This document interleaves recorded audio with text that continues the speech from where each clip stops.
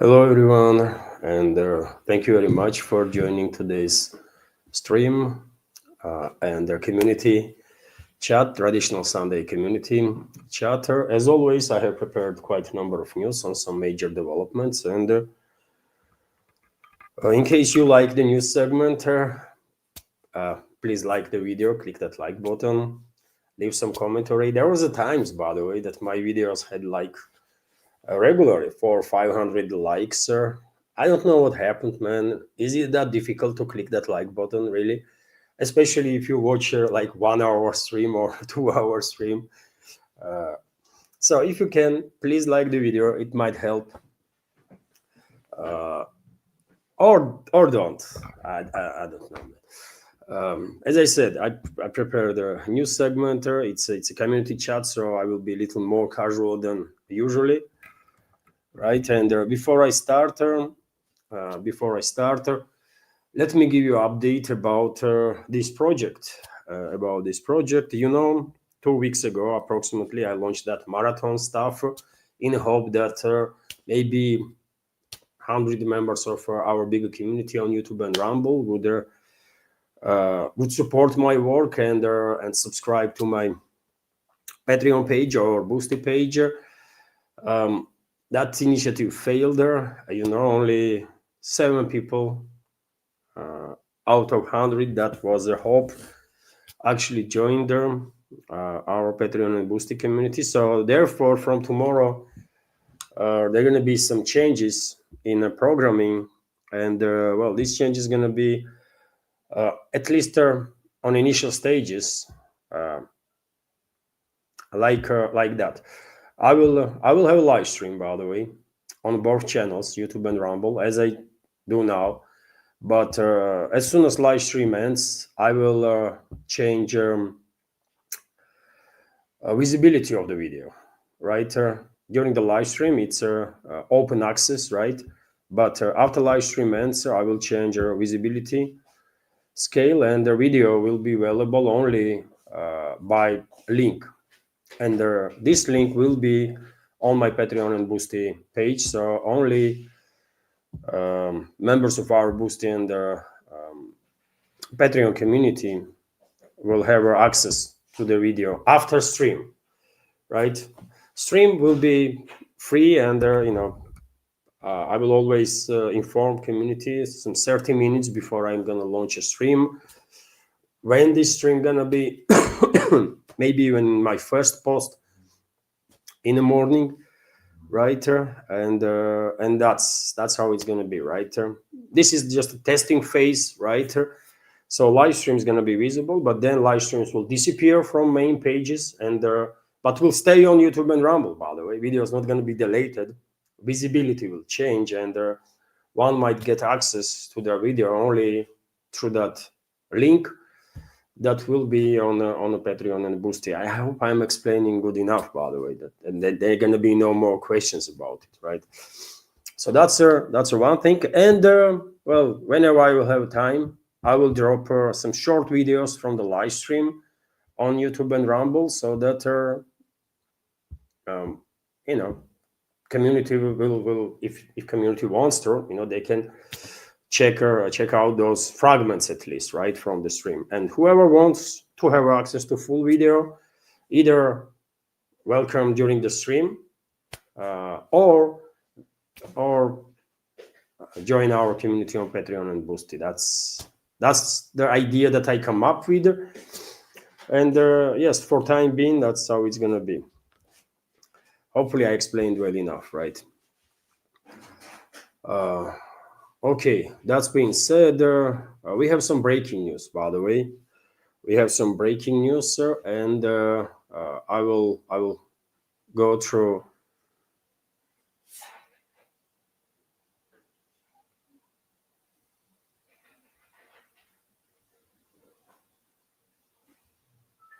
I see, Scooby, what you are saying. Fundamental problem with this channel is that he is not going to pick up new subs unless he promotes it on platforms that don't shadow ban him. Well, I spoke about this matter, Scooby, before, there is certain platforms that I cannot use, right?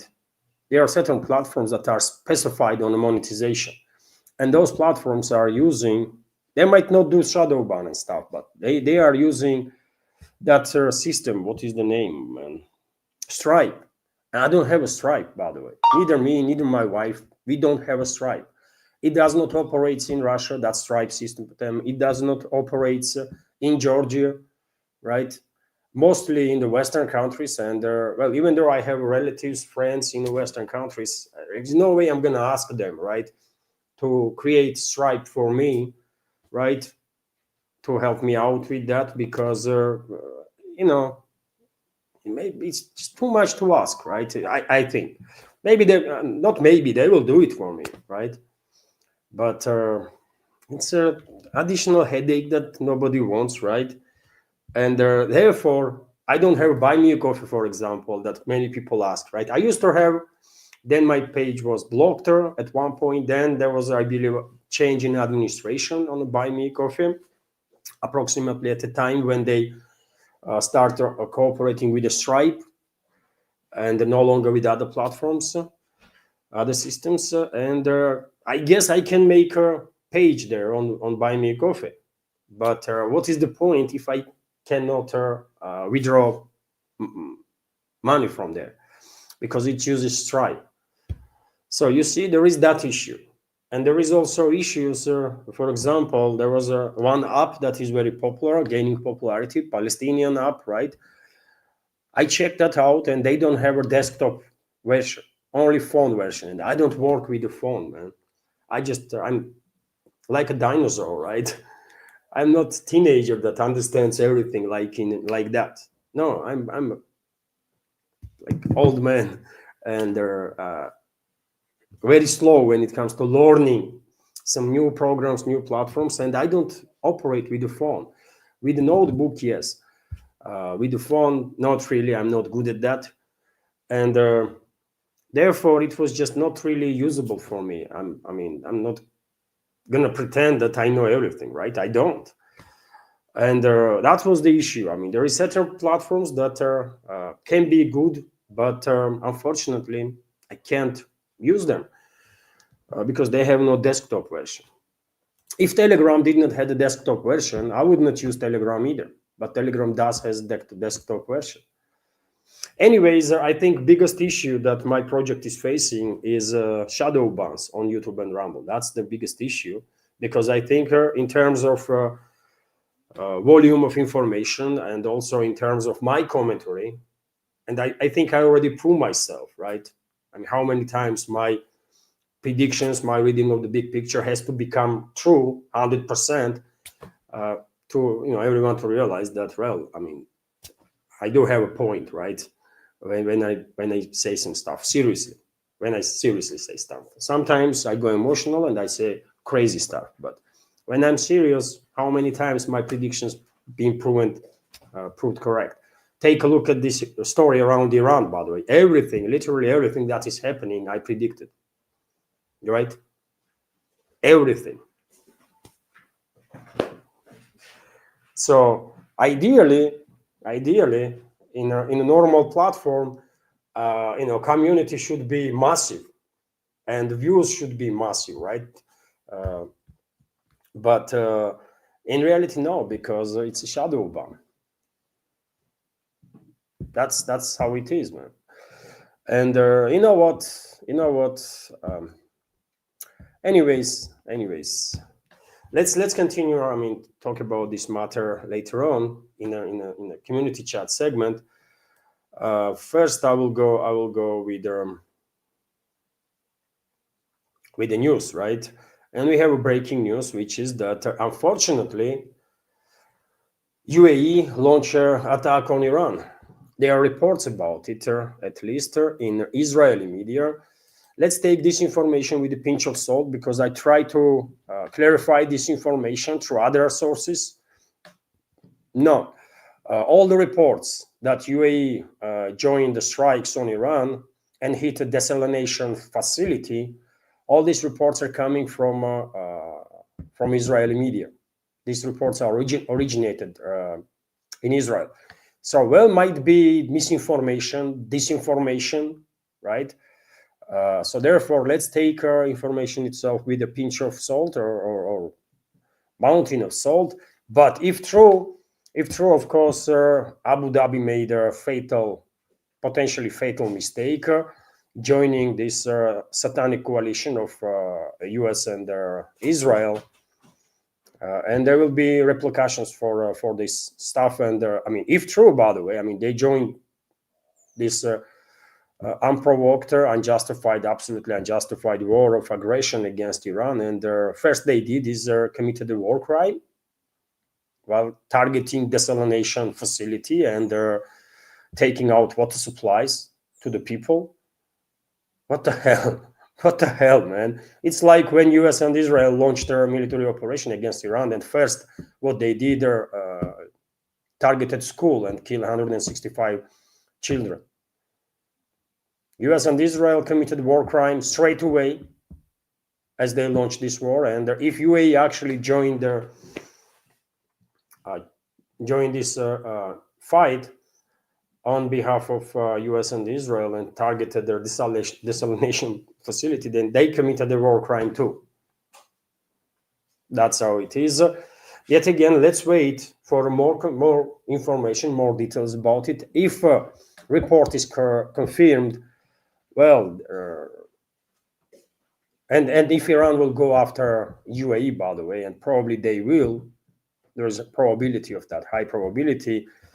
Well, UAE leadership gonna regret this decision big time, because Iran has a water issue, by the way. Iran clearly facing water issue, but it's nothing compared to UAE.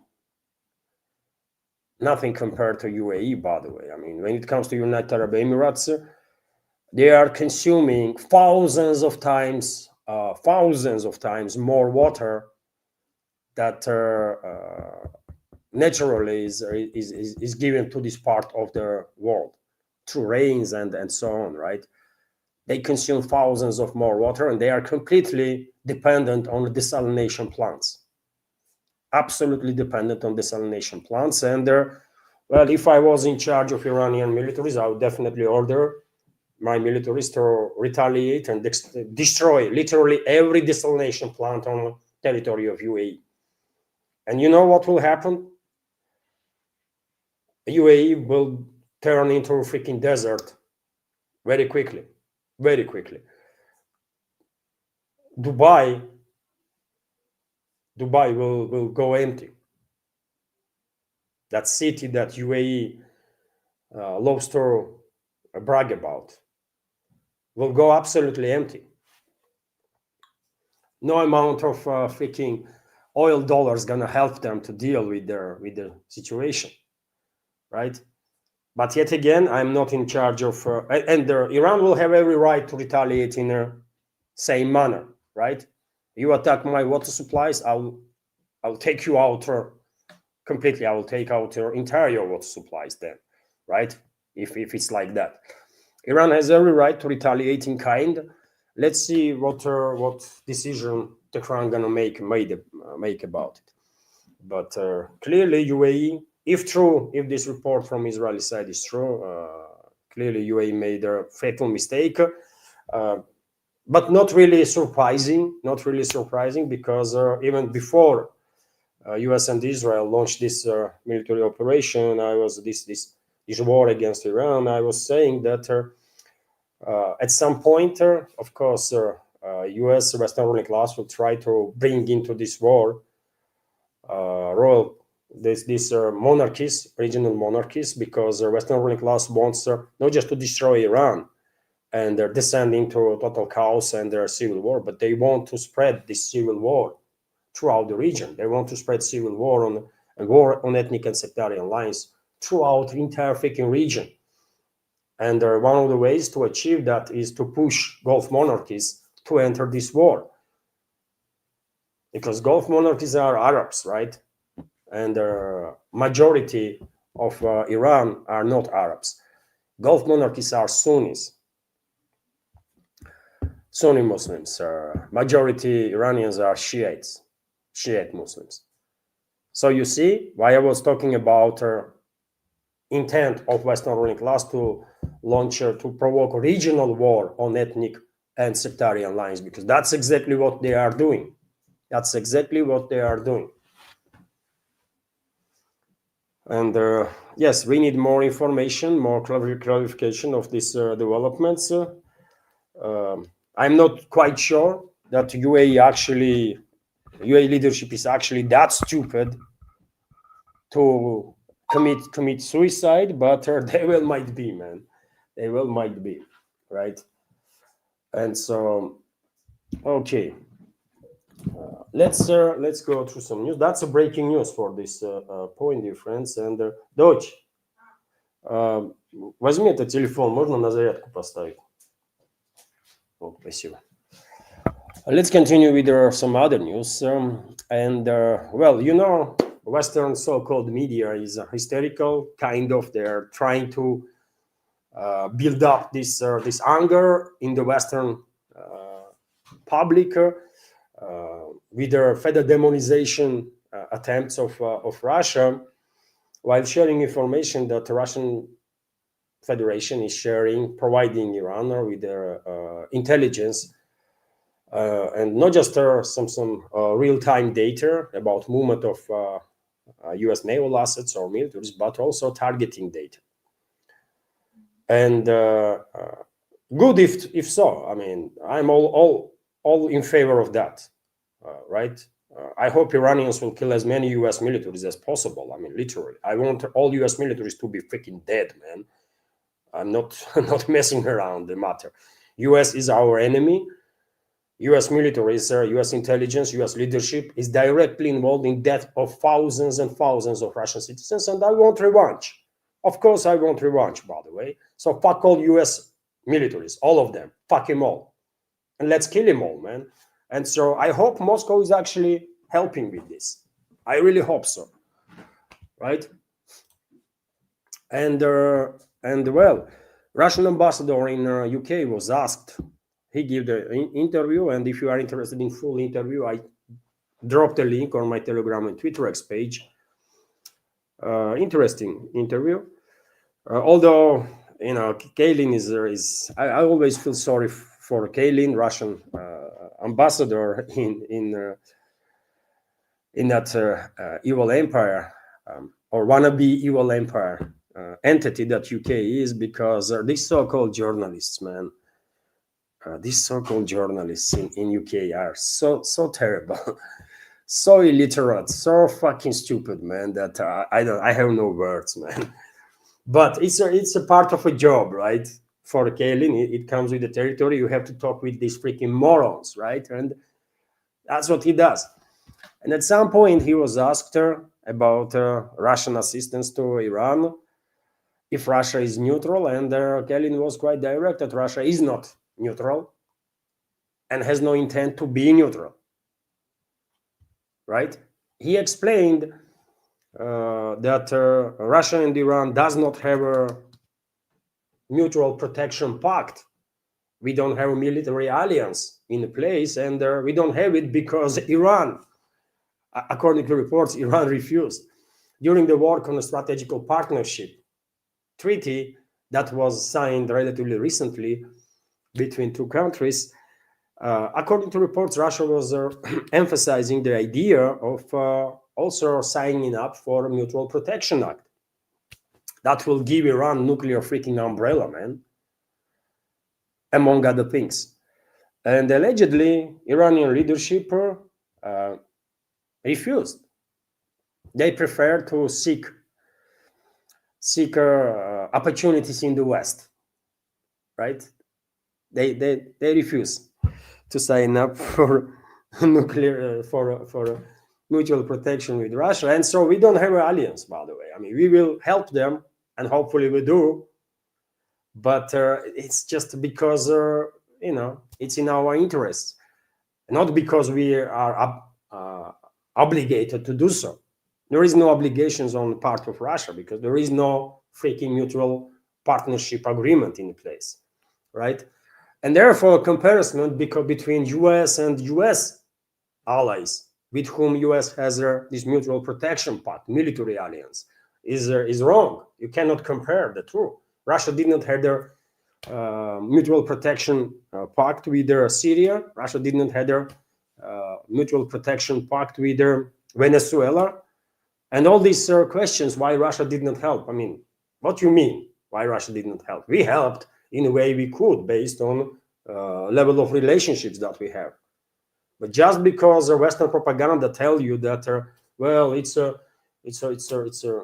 Russia's failure that they did not protect Venezuela, it does not mean that it's really the case. If Venezuelan people don't give a fuck that they are now slaves of their US corporations, then why should we care, man? And they are slaves, right?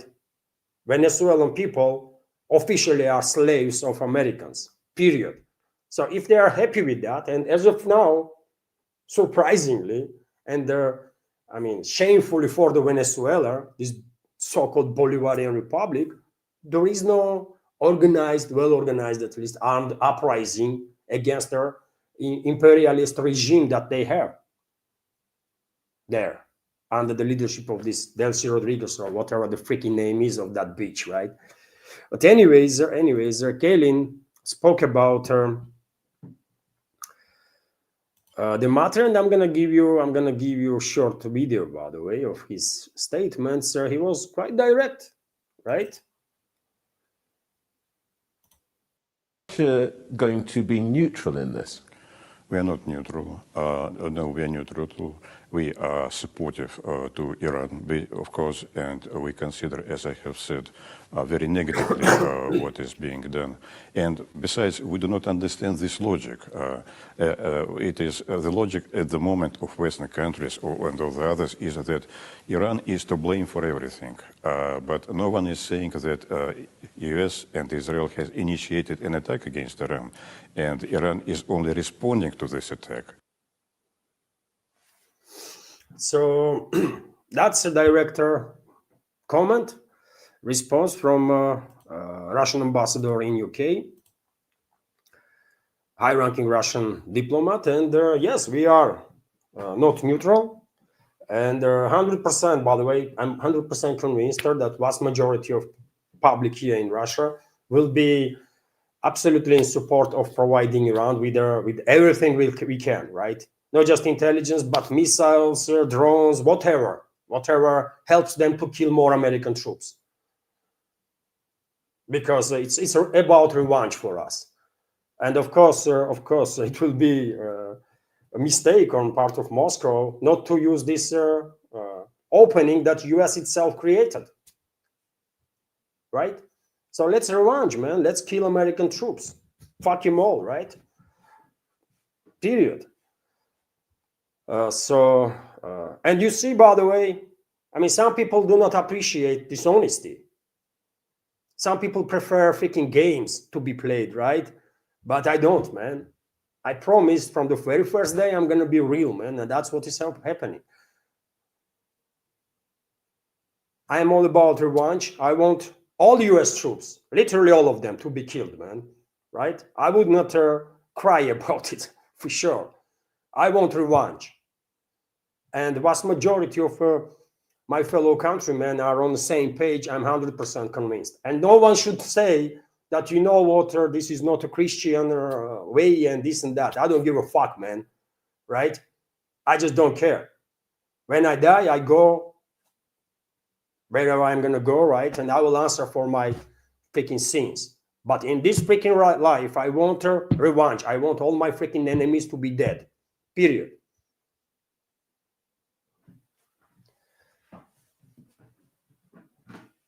So let's continue with some other news, right? Let's continue with some other news. And well, Witkoff, while talking to US propagandists, said that he asked Moscow not to send Iran intelligence for attacking US troops. Really, who the hell is this bitch, man? How long this bitch gonna be in the media? Really? This freaking corrupt realtor. I mean, level of political class in the US is just, I don't know, beyond anything, right, that we have ever seen, man. If he was, some sort of, low-level diplomat or something like that, I mean, okay, one might make an argument that, I mean, he still has some experience and stuff. Who the hell is this dirty freaking animal, man? Nobody, right? And I still don't understand why Russian president wasted the time talking to this bitch, right? But he did waste the time, and maybe we'll do it again. I don't know. But I mean, he started believing in himself since like this Witkov animal, and he's saying that he strongly recommended Moscow not to send their intelligence to the U.S. I mean, really, what are you gonna do about it? We will kill as many of your troops as we possibly can. We'll help everybody to kill your troops, right? As we should. And what you gonna do about it? You already try everything you can. You only did not give this Ukrainian Nazis and the fascists like nuclear weapons, right? And this bitch is gonna do it, man. I have said it, isn't it, that one of the next phase of escalation with Russia, one of the scenarios that they're gonna go, this evil force that Western ruling elites are, is transformation of this terrorist regime in Kiev into a nuclear armed regime. And this is a serious topic. Other than nukes, I mean, what they could do and they did not during these 4 years, man. They spent their hundreds of billions of dollars giving it to Kiev regime and paying for everything. They give their weapons for hundreds of billions of dollars, and we still are winning, man. Slowly but surely, we still are winning. So someone gonna, put this bitch into his place, man. He strongly said to Russia not to share intelligence. Shut the fuck up, animal, right? And Trump also spoke about it. And I'm gonna give you. Sorry for my French. Maybe some people will be outraged now that I swear too much or something. But okay, man, go watch CNN. They're not gonna swear, right? I don't care anyways. It is what it is, man. I'm a bit too tired. And so yes, let me give you a video. Because some people become too sensitive, right? Oh, how dare you say this? How dare you say that? And come on, man, give me a break. Go watch Fox News. I mean, you're gonna enjoy that then, right? And sometimes, I think when I see this kind of criticisms, I think, is my channel only one that you have ever seen in alternative media? Don't you watch other channels? With the exception of very few, by the way. I mean, one of the things that characterizes alternative media is a freedom, right? Including freedom of expression of their emotions or their opinions, right? And that includes a little bit of French too, sometimes, right? Anyways, let me give you this video when Trump spoke about this issue of Russia supplying intelligence to Iran and stuff.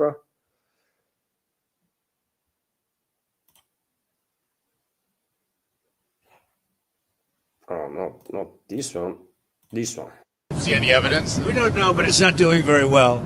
If they are, it's not helping much. If you take a look at what's happened to Iran in the last week, if they're getting information, it's not helping them much. What would it mean to you if they were? I mean, even if it's not helping the Iranians particularly much, it's still involving themselves in a conflict that they're not directly. They'd say we do it against them, wouldn't they? Huh?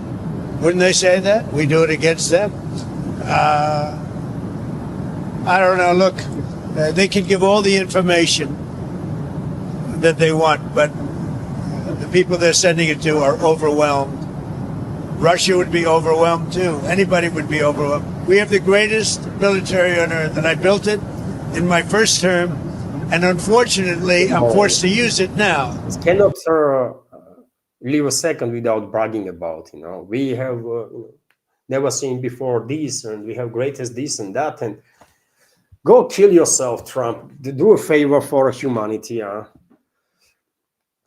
And so it is interesting. It is interesting that seems like Trump does not really care that much about Russia providing assistance to Iran in terms of intelligence or stuff. Maybe because he does not understand what that means. Well, might be the case. By the way, he's a moron, right? So he don't understand that all these successful strikes on CIA assets throughout the Middle East, on U.S. military bases throughout the region, all of it could be done by Iranians thanks to Russian intelligence, right? Maybe not all of it, but some of it. Yet again, if all these reports about Russia is assisting Iran is correct, I mean, we don't really know what's going on. But Russian ambassador in UK, Kelly, said that we are not neutral, and that means we will assist, right, in a way that we will find it possible for us, right? But of course, and after all, Trump himself acknowledged, isn't it, that, well, this is not what we did to them, sharing intelligence. Exactly. On that case, he was on point, right? So what are all this hysteria is about in the Western so-called media? But Russia is sharing intelligence. Yes, you did this for freaking 4 years now. So it is time for retaliation, man. It is time for retaliation. So buckle up. I've said, man, nothing personal. But I want all American troops to be dead. Just revenge. Or it is personal. Of course it is personal. Yeah, I want all of them to be dead, man. And hopefully we will help Iranians and everybody in this world, everybody, to fucking kill them all, man. Or as many of them as possible. They generated hate. They're going to receive now receipts. Okay, by the way, what else have I also bookmarked here? There are reports, by the way. Officially, there was no statements made yet, but there are reports that new supreme leader of Iran has been officially chosen. Senior Iran cleric Ayatollah Alamol Hoda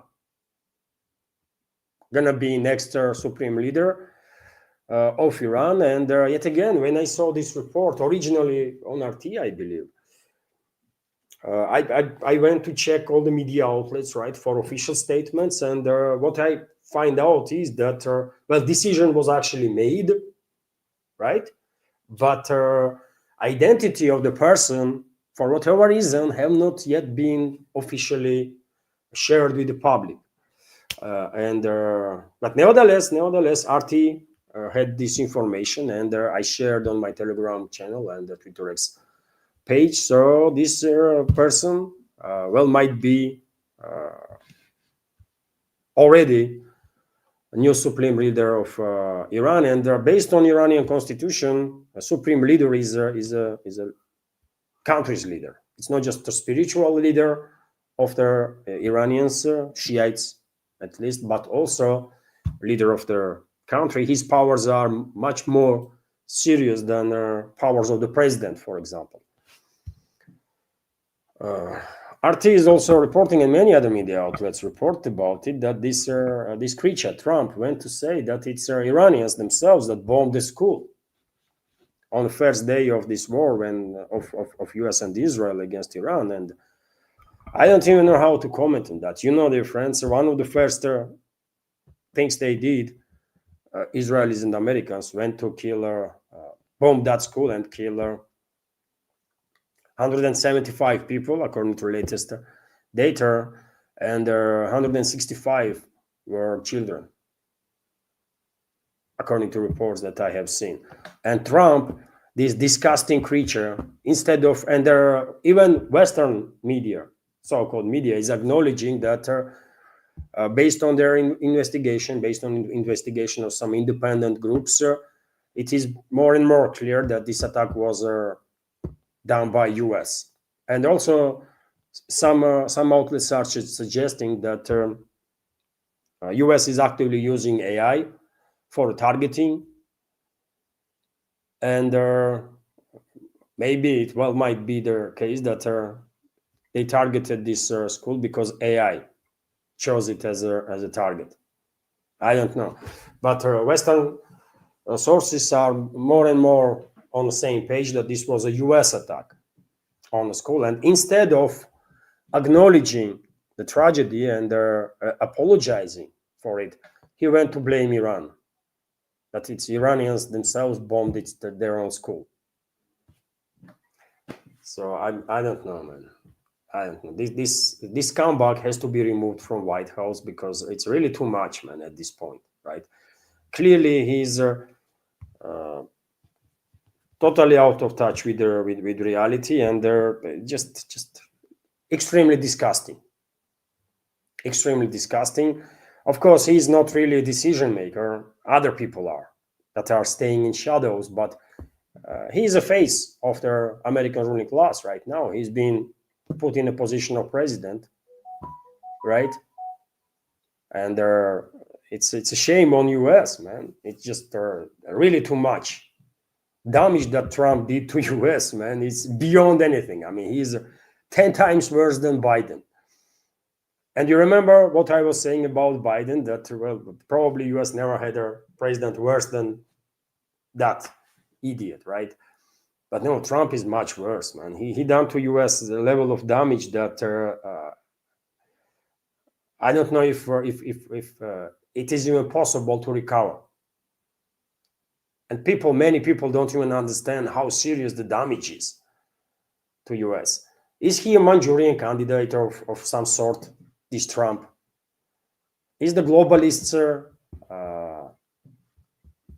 put this creature in a position of power and his team to basically destroy US from within? And I say globalists because there was a conflict, isn't it, between the globalists and the American ruling class. And US at some point it was looking like our American ruling class was winning this struggle, this fight against the globalists, right?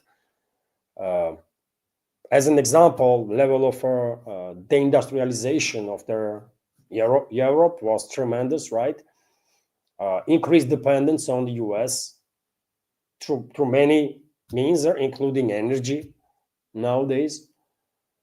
And somehow, man, with help of Zionists, I guess, right? With help of Zionists, globalists did manage to turn the table upside down. And they are now in charge, right? They have all the initiative. They are manipulating with these idiots anyway they want, right? And so, yes, US is being destroyed from within. I mean, Biden's administration, they were globalists officially, right? Democrats are globalists. They are not even globalist assets. They are globalists, right? The Democrat establishment is a part of a globalist establishment.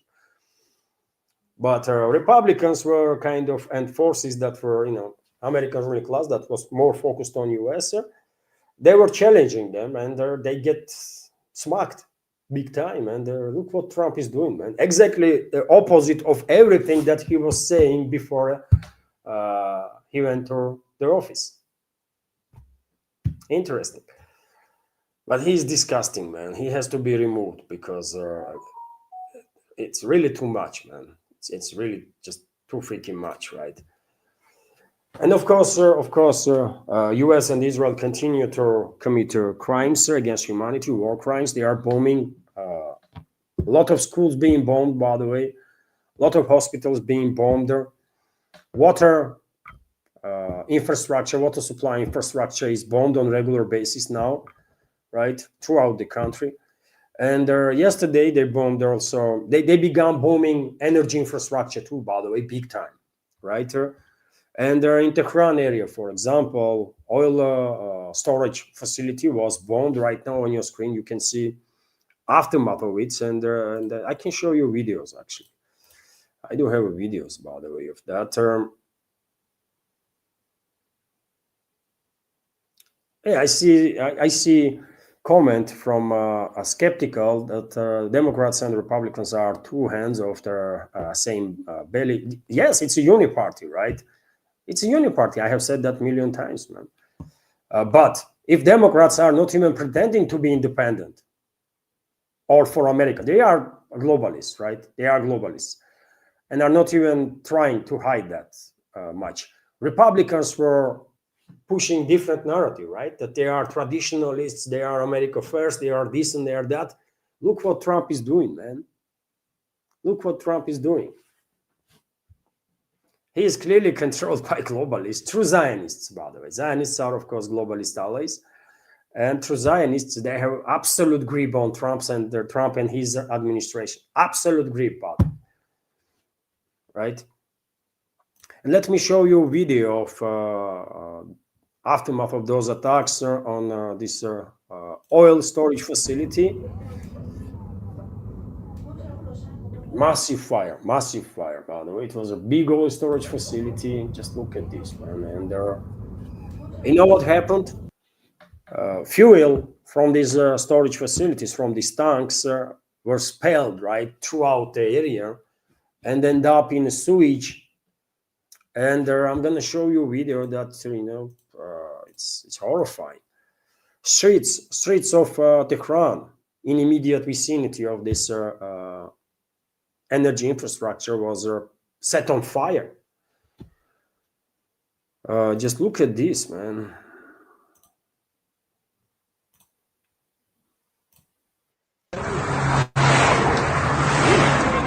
What's going on? This was past night. And that fuel facility still continues to burn to this moment. And so fuel spilled around and was set on fire. And look, through sewage, it just went through cities, right? And streets are on fire. It's insane, right?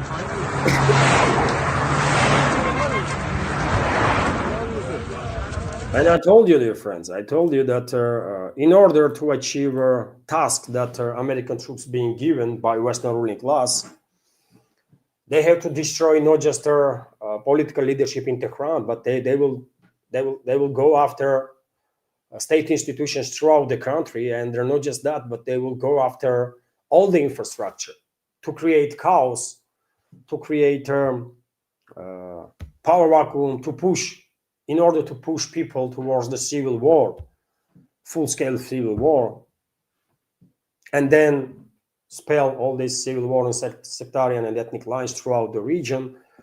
They will destroy everything, right? They are going after medical infrastructure, so many schools being bombed, by the way, already. They will go after water supplies. They will go after sewage infrastructure. And this is very important because absence of clean water, summer is coming, by the way. And during the summertime, especially absence of clean water and not working sewage system is, of course, will dramatically increase risks of all sorts of epidemics, right? And basically, what the Western ruling class is doing with these strikes on our sewage system, on our energy infrastructure, on the water supplies, is that they are weaponizing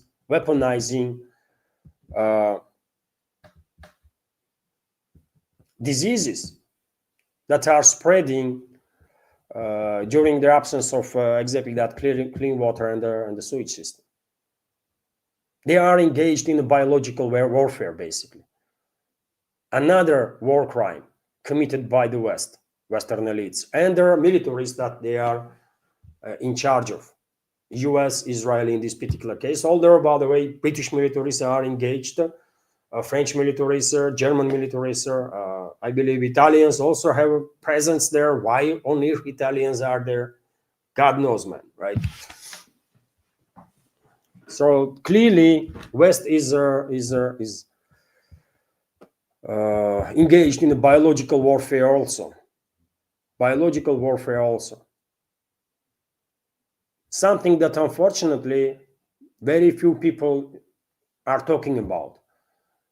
But this is a big deal because yet again, to create chaos, to push people towards the civil war, one of the ways you can do this is to basically use biological warfare to create conditions for all sorts of disease to spread, right? And that's what Western ruling class is doing.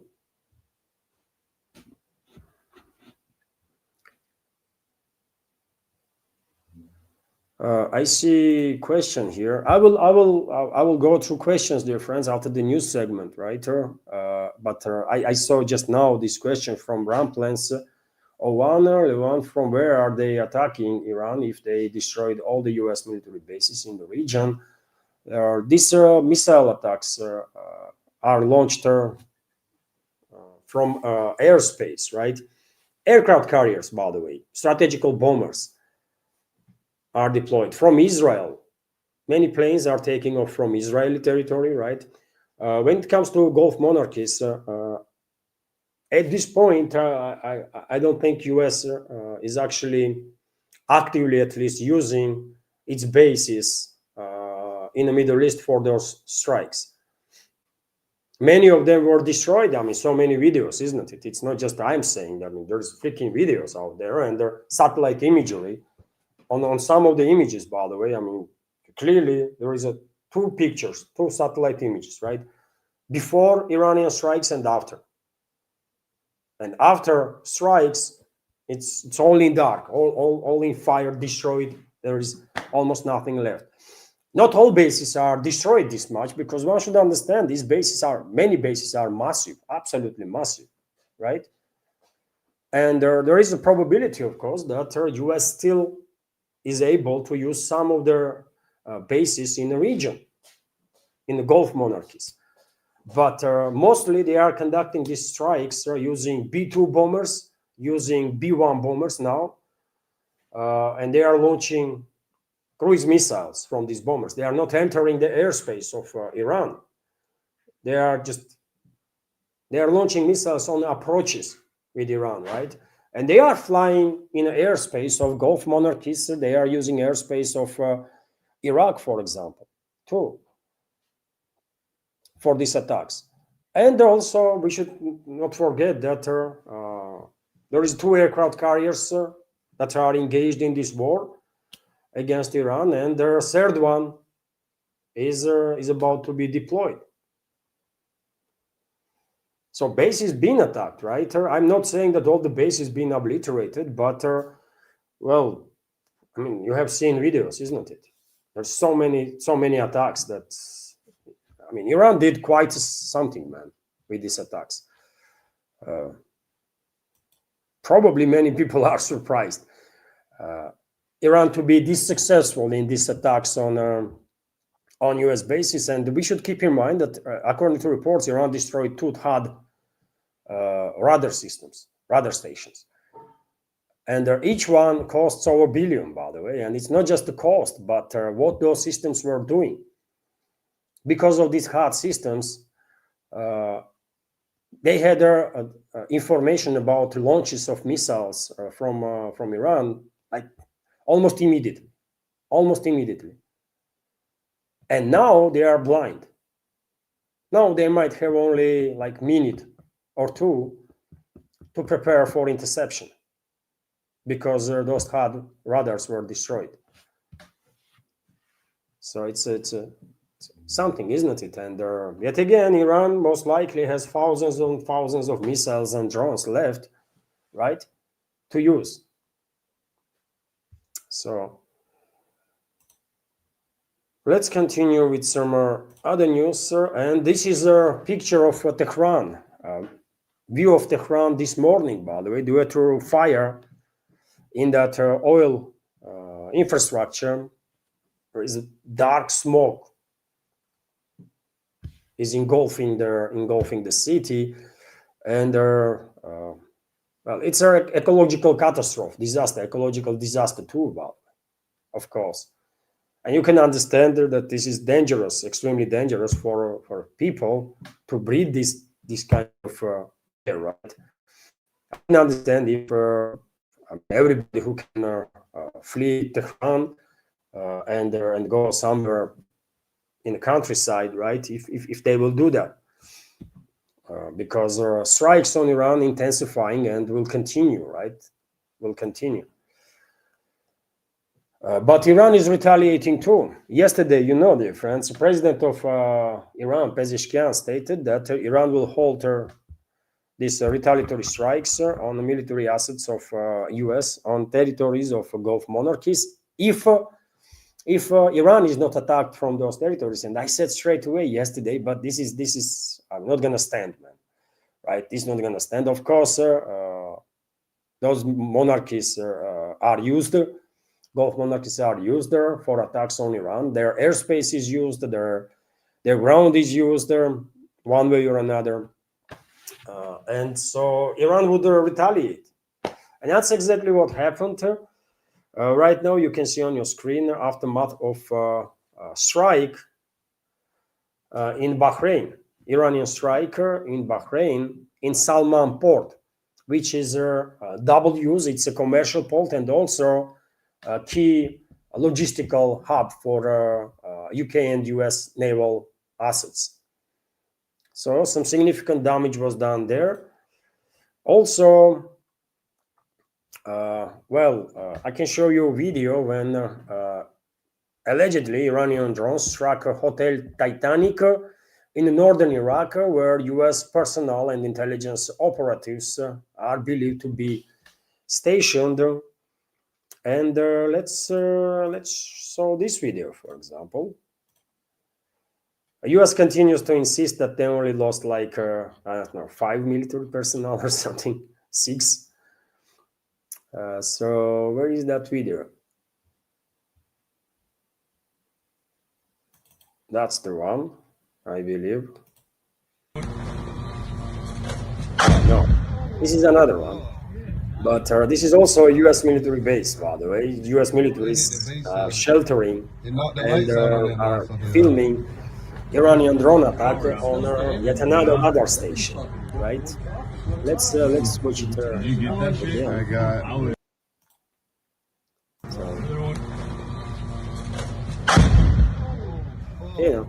direct hit. And that is rather inside that oval sphere, and inside that sphere, by the way, it's a rather station that is monitoring their area, right? And there is another video too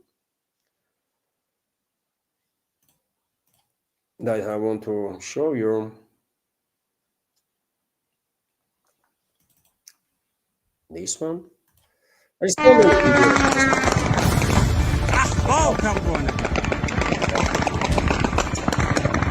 And their defense was trying to extend anyways. And according to reports, hotel was targeted where U.S. military and their intelligence assets were sheltering or stationed. And it was a legit target, therefore.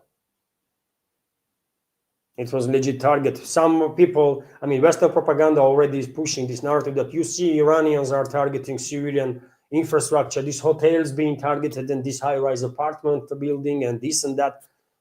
Yeah, they were targeted because U.S. militaries and their intelligence assets were stationed there. So it's a legit target then, right? It's a legit target, period. But it is, it is also true that Pentagon, for whatever reason, continues to insist that they only lost 6 military personnel. Okay, let's see how longer they be able to maintain this lie. Eventually, they will have to, when relatives of the killed military personnel will begin receiving information, they will begin talking. They will begin talking. And now, you know what I noticed? To downgrade number of losses, what US is doing is they are formulating that of its personnel as some due to some medical condition or something. And National Guard member from California, I believe, was killed in Kuwait during the strike, Iranian strike, and information about his deaths was formulated like that. Pentagon never acknowledged it, and in California, some local whatever shared the information that Well, there was some medical condition with that person that happened in Kuwait, and he passed away. No mentioning of war, no mentioning of Iranian strike, nothing. Okay. But anyways, eventually, of course, information gonna become available. Also, more and more videos, by the way. I mean, in this particular case, you can see screenshots of from Bahrain in Manama capital. U.S. base was targeted again. Bahrain is pummeled, by the way. I mean, U.S. had a strong presence. Bahrain was housing headquarters of the Fifth Fleet, so it's all over the island. There is a tremendous presence of U.S. and Iranians methodically are destroying those assets one by one, and the strikes are happening literally every day, several times a day, actually, right? And AP reported, citing Iraqi security officials, that missile struck helicopter landing pad at the U.S. embassy inside the Baghdad heavily fortified green zone.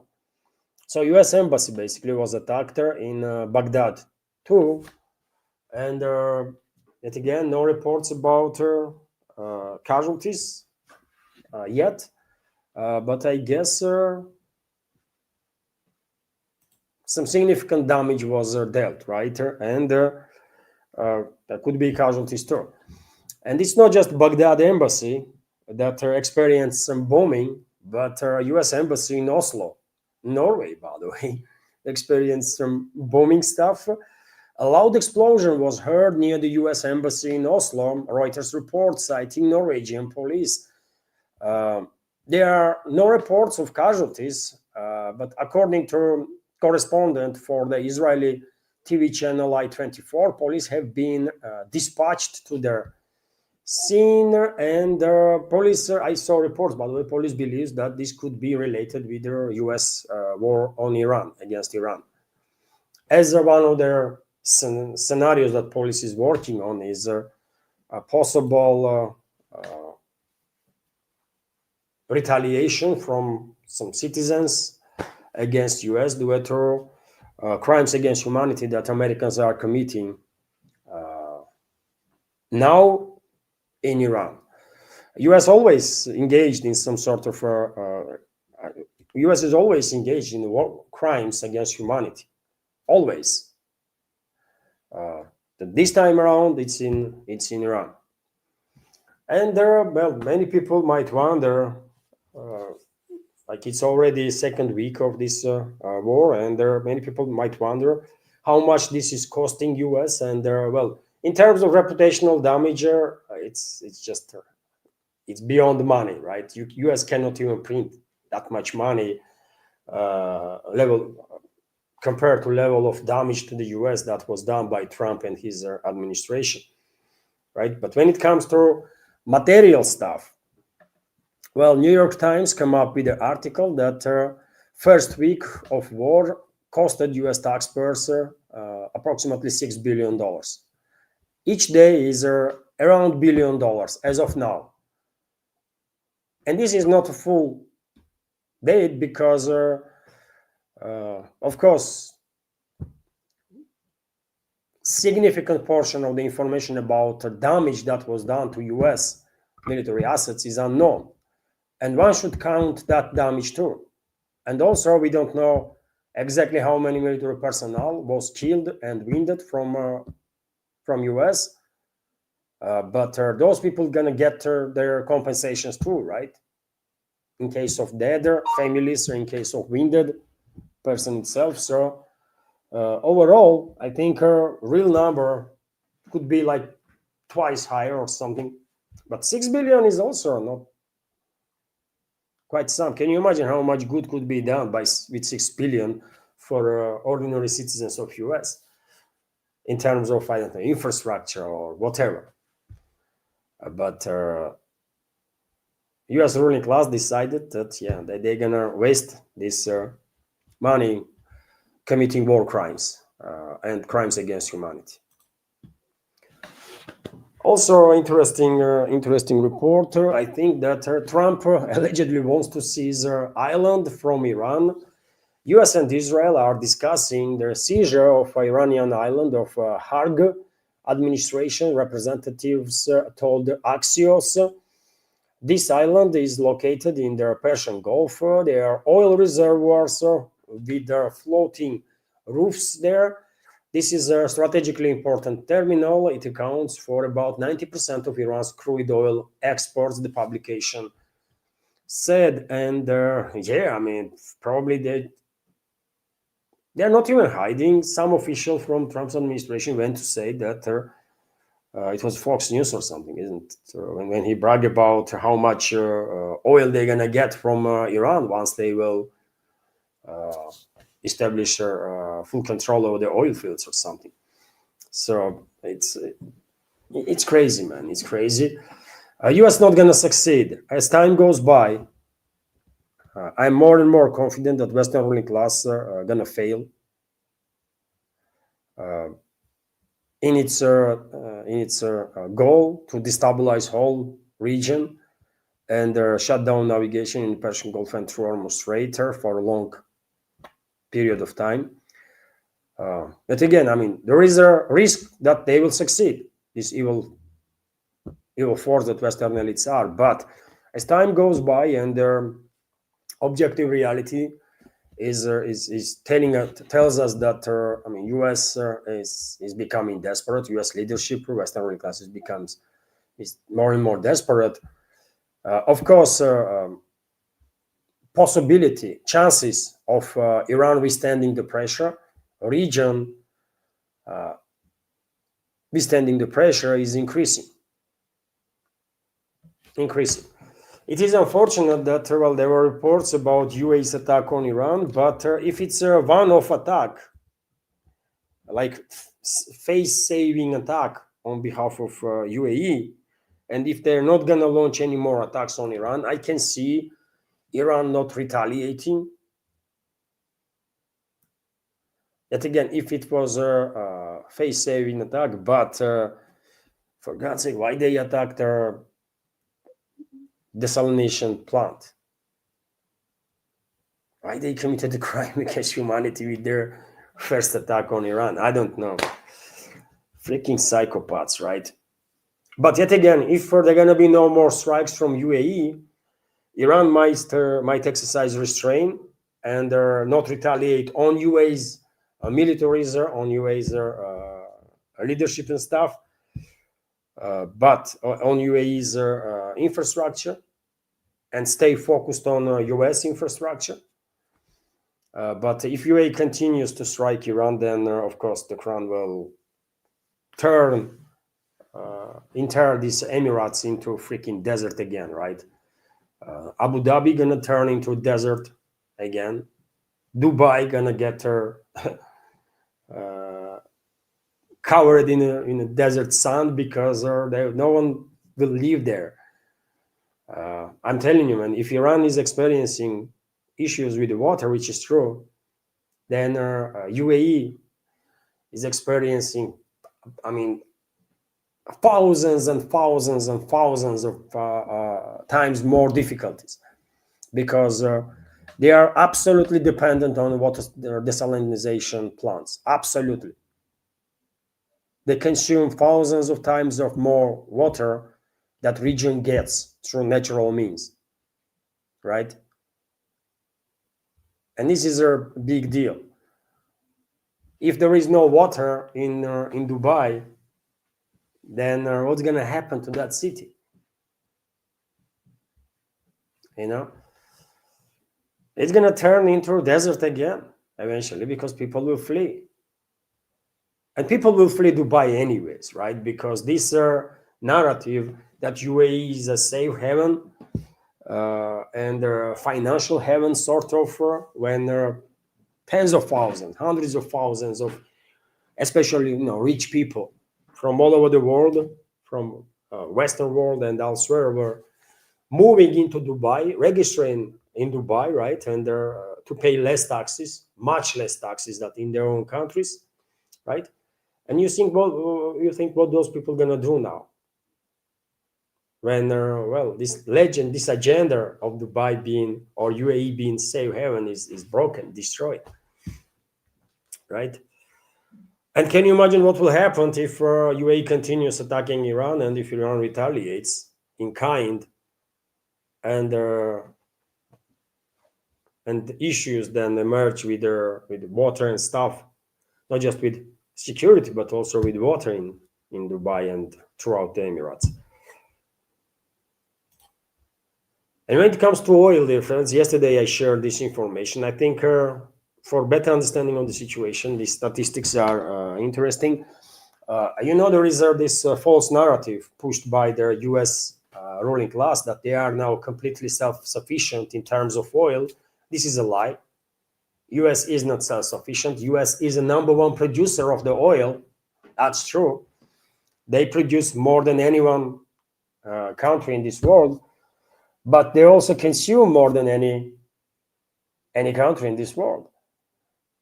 They produce 13.5, 13.8 million barrels a day, let's say 14 million barrels a day. And they consume 20 million barrels in America, in US. So they have to import at least 5 million barrels, every single day. So they are not self-sufficient. Absolutely not, right? And also when it comes to Persian Gulf, well, it's 25%, approximately 25% of seaborne oil or shipped oil is going through Hormuz Strait and originated from Persian Gulf. Countries, of course, Saudi Arabia, Iraq, Kuwait, Qatar, UAE, Iran, and so on. And 80% of this oil goes through Global South, China, India, Japan, South Korea. So you see, and this is oil, by the way. This is oil. There is also LNG element, right, in it. Qatar is, of course, a big player in LNG. Australia, Qatar, US also, right? But in terms of oil, that's the situation. 25% of the world's oil is going through Persian Gulf, 20 million barrels per day approximately, and 80% of it is directed to Global South. So you see now why Western ruling class is creating these issues with the Persian Gulf and Hormuz Strait.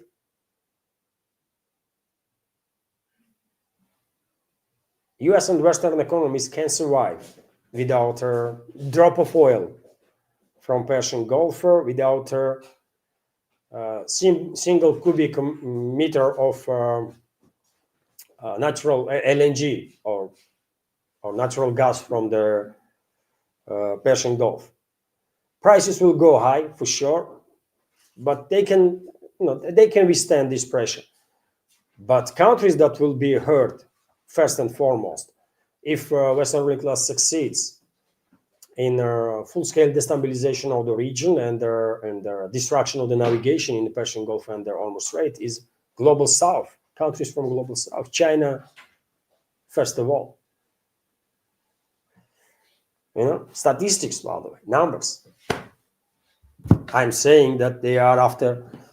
I'm saying, like since forever, that this current escalation in the Middle East is just one part of a wider strategy of the Western ruling class to maintain dominance in this world. And the strategy, first and foremost, is directed against China and Russia, of course.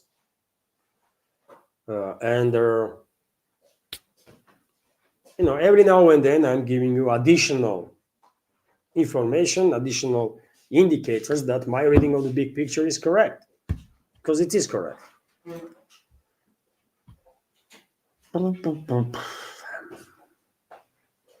Well, US and Israel discussing sending special forces to Iran to seize uranium. This topic of deploying boots on the ground, American boots on the ground, is constantly in the media now. And because, as of now at least, Western ruling class largely failed to draw Gulf monarchies, maybe with the exception of UAE, to draw Gulf monarchies.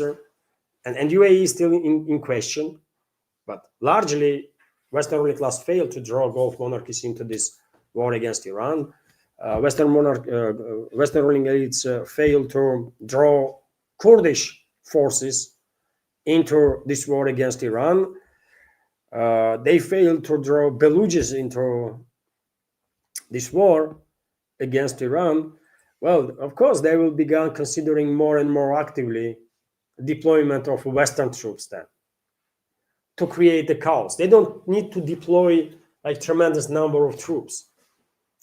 All they need is to deploy some special forces, right? To basically go on a killing spree, destroy any presence of the state, destroy anything and everything, right? To turn life in Iran on the ground into absolute misery and push people to start fighting each other for survival. That's their task and purpose of the US militaries, right?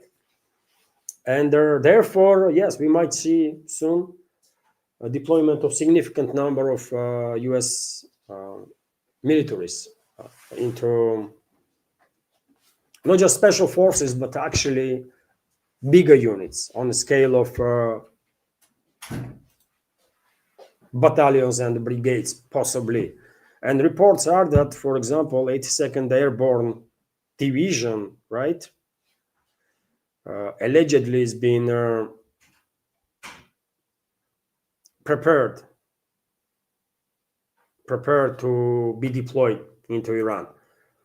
And the Iranian foreign minister, Abbas Araghchi, has said that, yeah, you know what, we are waiting for you. We are waiting for you. And yesterday, I already noticed, by the way, in yesterday's update, that US is sending third aircraft carrier.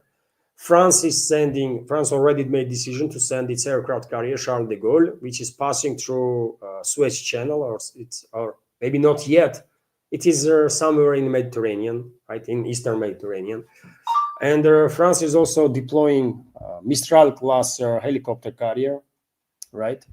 And UK, by the way, is deploying, or at least that's the rumors, according to Sky News, that UK is preparing HMS Prince of Wales aircraft carrier for a possible deployment to Middle East.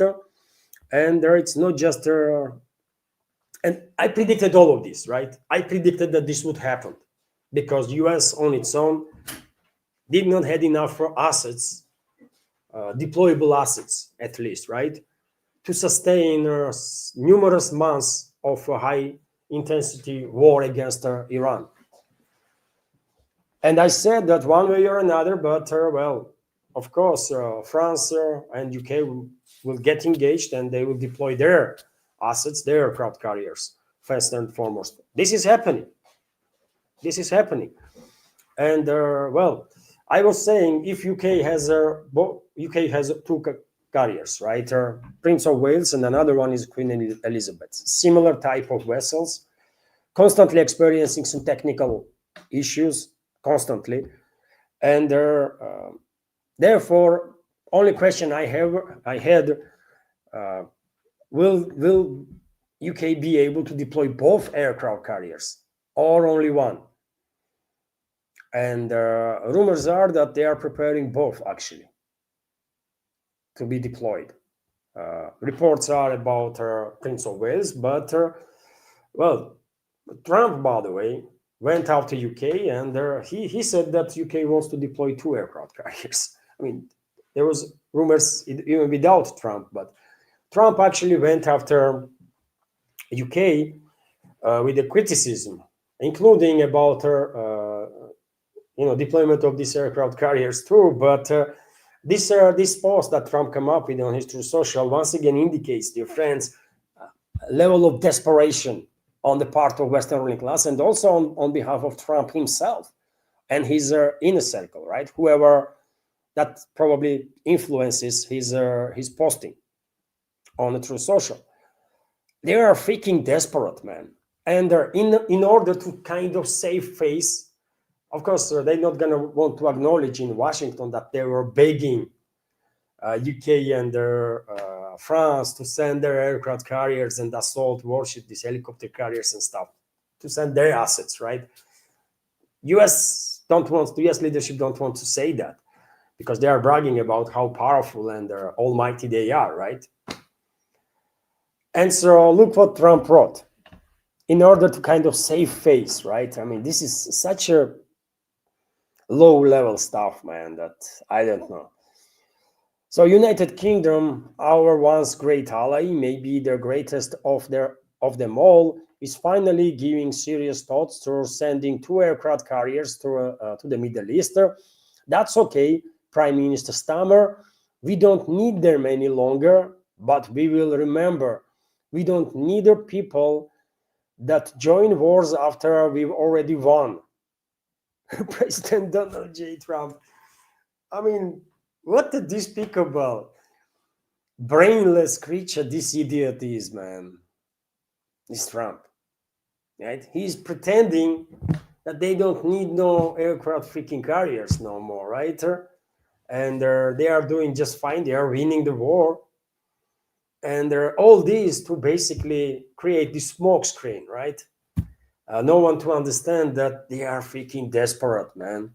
Pentagon is desperate. Washington is desperate.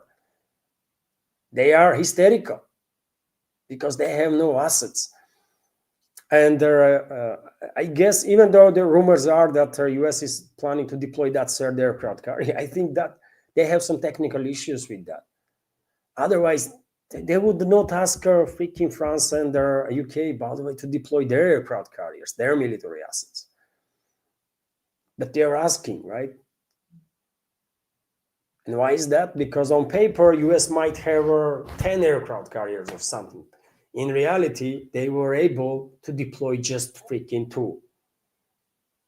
Gerald Ford, that is drowning in human feces, literally, and Lincoln, Abraham Lincoln.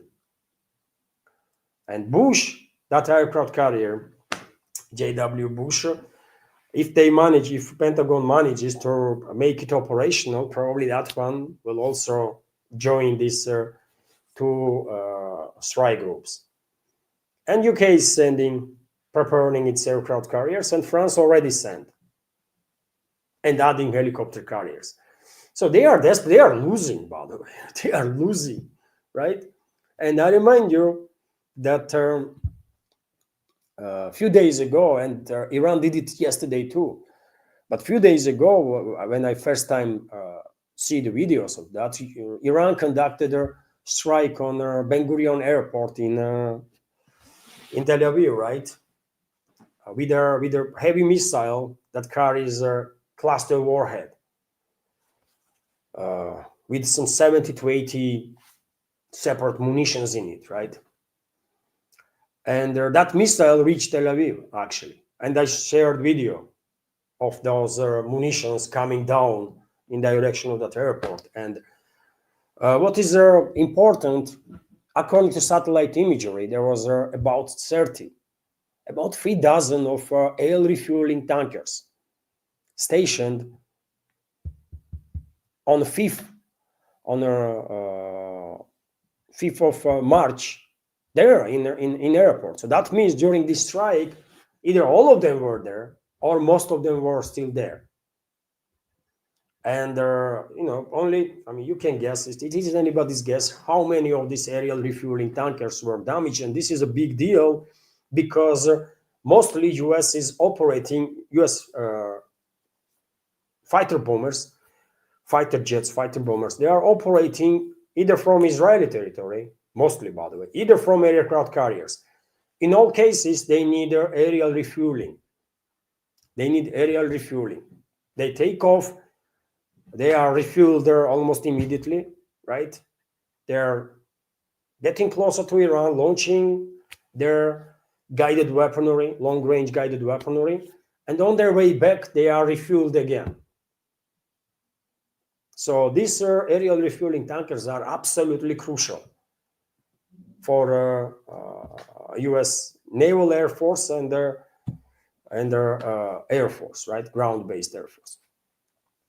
And now if my understanding is correct, and the US lost significant number of these aerial refueling tankers as a result of Iranian strikes, what they gonna do, man? They're gonna bring their aircraft carriers closer to Iran. They have no choice.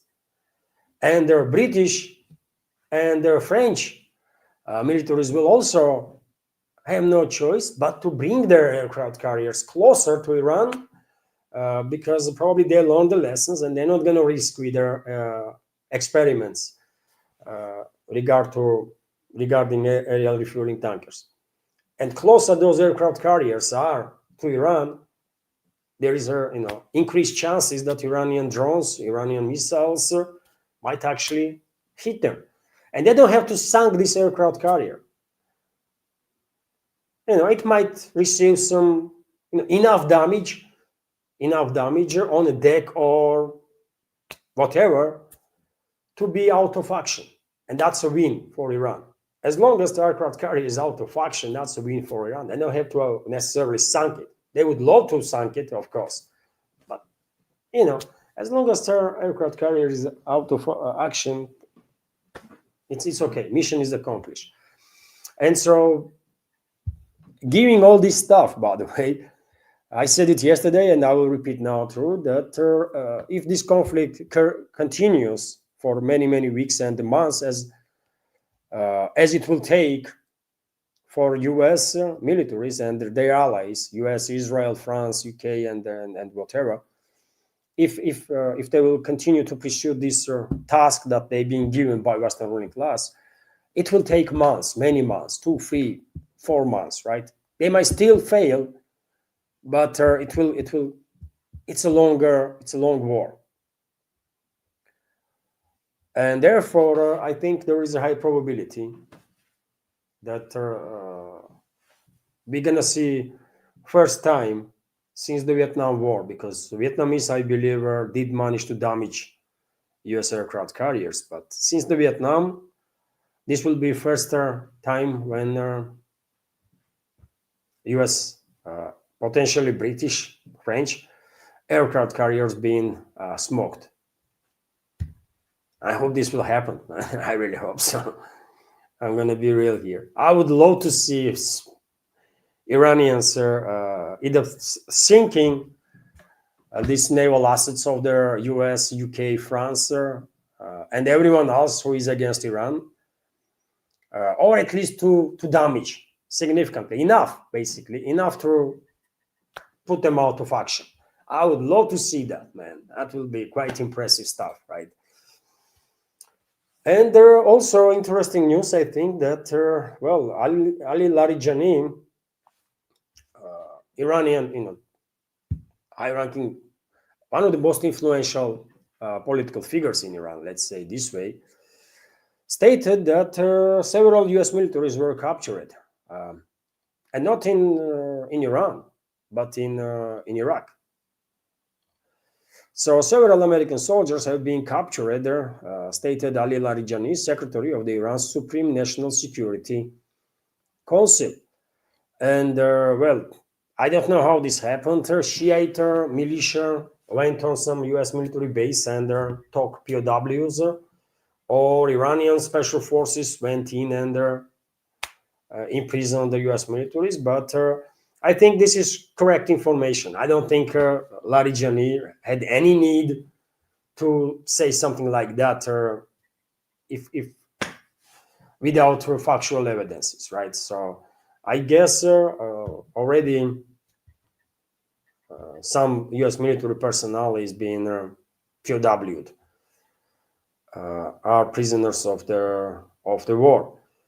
And dear friends,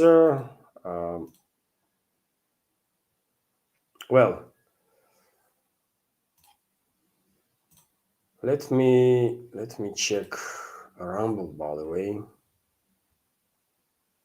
Anna is at work, and if she is busy, she might not be able to monitor either Rumble or any other platform, so I have to do it. And so there is no super chat on Rumble, and also I mean, nothing also from Boosty. If there gonna be something, question or comment or just a donation through PayPal, I think Anna will find the time to drop the screen. And so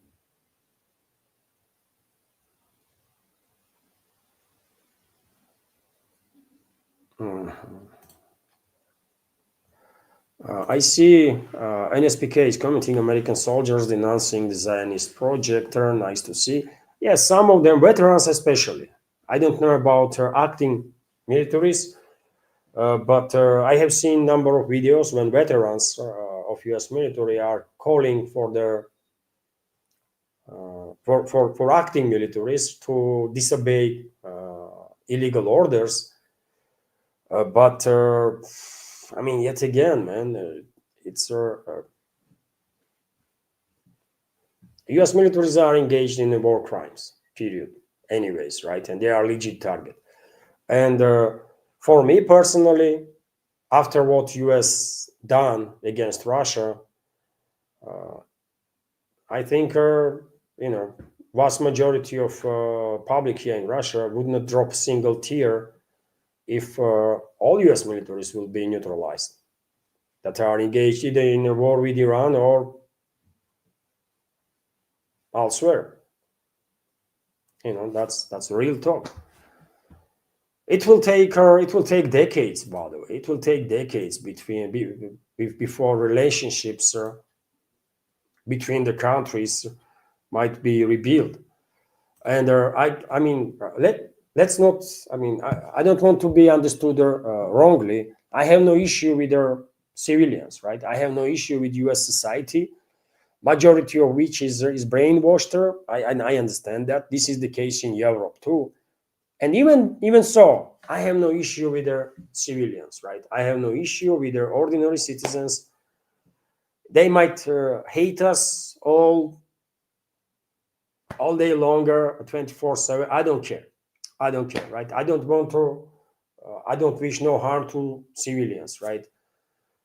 But militaries are different. Militaries are legit target, as it is the case with the Western ruling class that I personally see as an existential threat for humanity, right?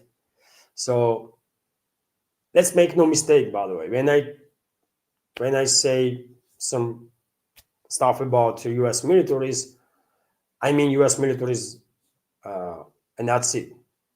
I have no issue with civilians, and the vast majority of public here in Russia is on the same page. We wish no harm to ordinary people, man. But militaries are not ordinary people. They sign up for military, right? So, and you know what? How long is this live stream? It's already 1.5 hours. I still have a number of news left there, dear friends. But maybe we should go through some community chat part of this live stream, and that's about it, I guess, right? I will scroll now through chatter for questions on the comments. Anna just dropped a screenshot. Thank you very much, Luke, for $10 donation through PayPal. Thank you very much. I appreciate your support. Thank you. NSPK, am I correct? Thank you very much. Thank you. And there is no comment to highlight. So thank you very much, NSPK, for $10 donation through PayPal. And well, let's. And right now I see super chat on Boosty, sorry, on Rumble, by the way. And let me make a screenshot of it.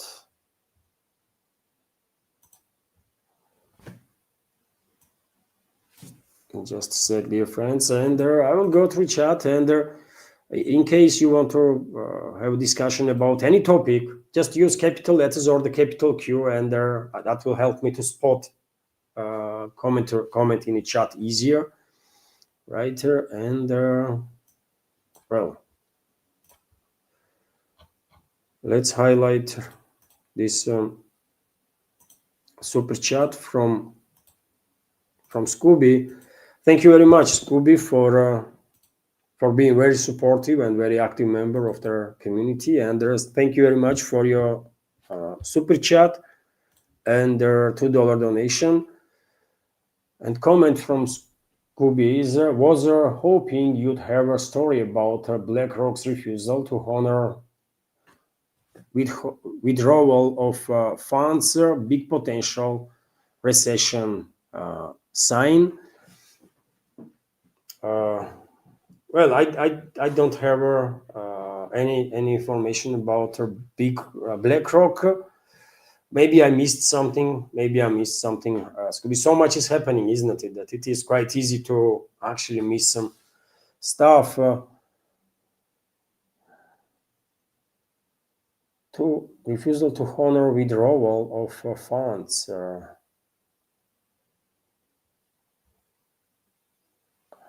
I'm not familiar with the story. Sorry, Scooby, but yeah, I mean, I'm not gonna pretend that I know what this information is about. Thank you very much for highlighting the topic and for your super chat. Thank you. And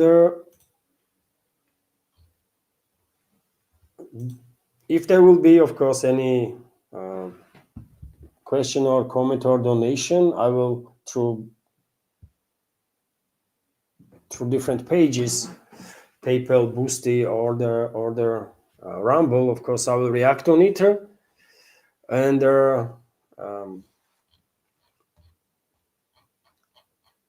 until that, let's scroll through chat. By the way, let me just remind you, some members did not see beginning of their live stream, and let me remind you that from tomorrow, dear friends, because that marathon stuff didn't succeed as it was expected, from tomorrow, what will happen is on my channels that I will have a live stream, right? On usual time, I try to keep usual time, and after live stream, video will disappear from channels and will be available only through link, and this link will be accessible on my Patreon and Boosty. So if you are watching the live stream, then it's during the live stream, it's going to be visible for everybody. After live stream ends, I will change status of the video from public to and there is a term, by the way, basically from public to others. There is other word there. When video becomes visible only if you have a special link. Without that linker, you would not be able to open the video, right? So that's how it's going to be. And members of our Patreon and the Boosty community will have access to this link. I will publish it every day after the live stream. And well, maybe, I mean, if other members from our bigger community would have an interest to have access to full video, they can subscribe to my Patreon or Boosty, and there you will see, they will see links there. Just one click and you can open video either on YouTube or on Rumble, by the way. And then probably I'll try, it depends on time, of course, but I try to publish some short clips from these live streams on as videos, right? So that's the way I decided to go,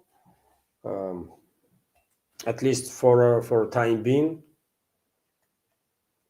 It all depends, of course, I mean, what kind of a job I'm gonna find there, which time I'm gonna work. But until I have time, I will work this way, right? And this time around, I'm gonna go for some bigger company because recent one, I went for work, isn't it? Like it was like a week, about 2 weeks ago, right? And I had the agreement that I will work 12 hours, 2 days straight, and then we'll have 2 days off. And when I work, I will work from early morning to 1 o'clock. Then we'll come back home from 1 to 5, so that I'll be able to make a live stream. And then from 5 to 11 in the evening, I will be at work again, right? That was the agreement. And on a third day, company manager tells me that they would love to see me working every day.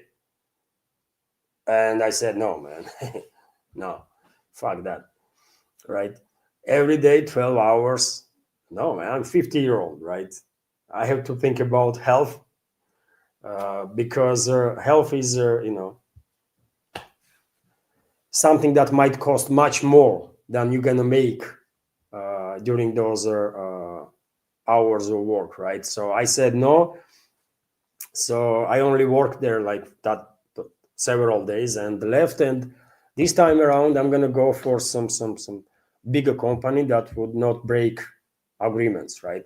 So we will see what's going to happen, by the way. But as long as I can, I will maintain this this schedule. That in the first half of the day, about 11 or 12, I will launch live stream. Live stream will be free, accessible. It's going to be public, live stream itself. Once live stream ends, I will change its status, and it will be accessible only through link that one might get on my Patreon and Boosty. And after the live stream, also I will publish some short videos on channels, right, from that live stream. Hopefully I explained. And dear friends, my apologies. I'm gonna take a 1 minute break right now. 1 minute break. I will come back and let's have a chat. Let's have a chatter.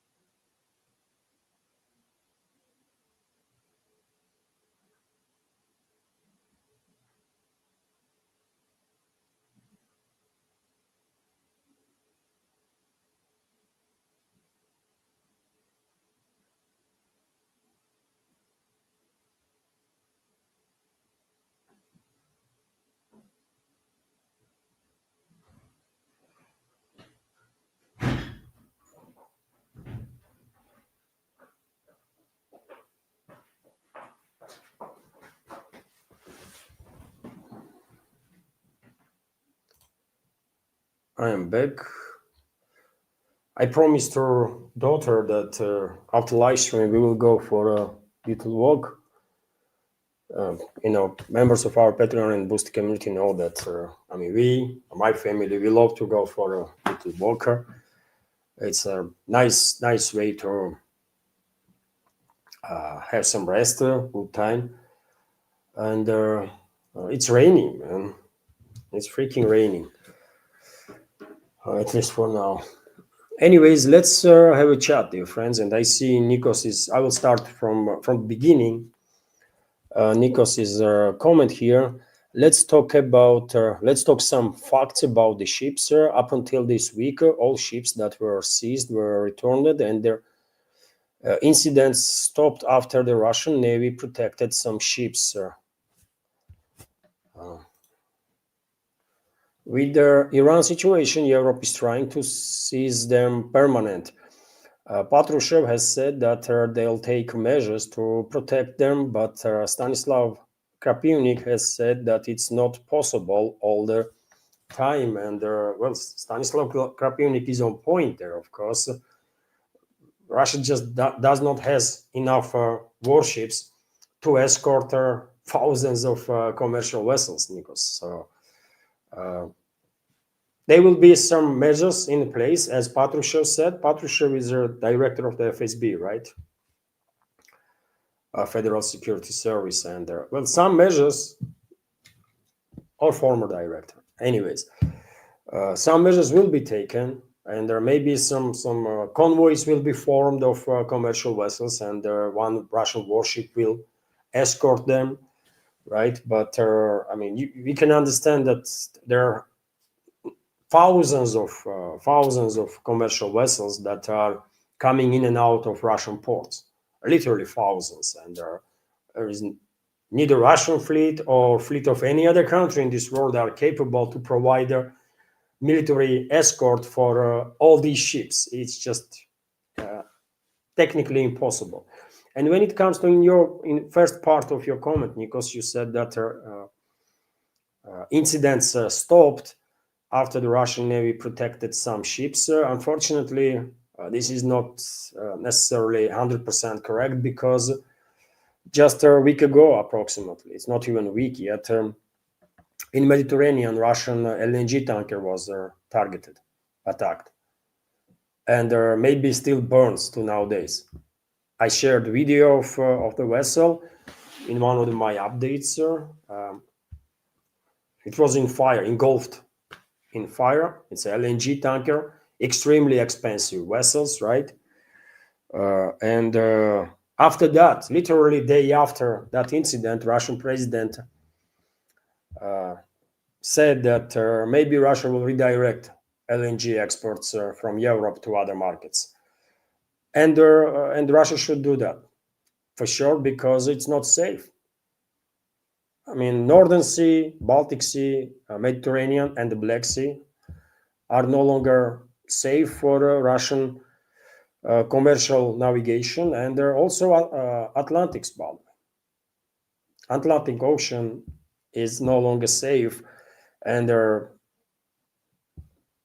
this is facts, right? This is just facts. Of course, if there is a military escort to the vessel or the convoy of the commercial vessels, there is a very low probability that NATO countries will dare to attack them and hijack or something.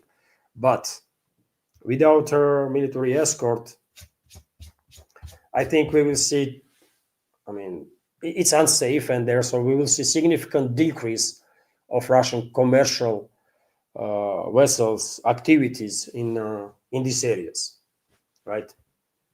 In the Northern Sea, in Baltics, in Mediterranean, Black Sea, and Atlantic Ocean, generally speaking. Just like day before yesterday, Sweden hijacked Russian vessel, Russia-linked vessel.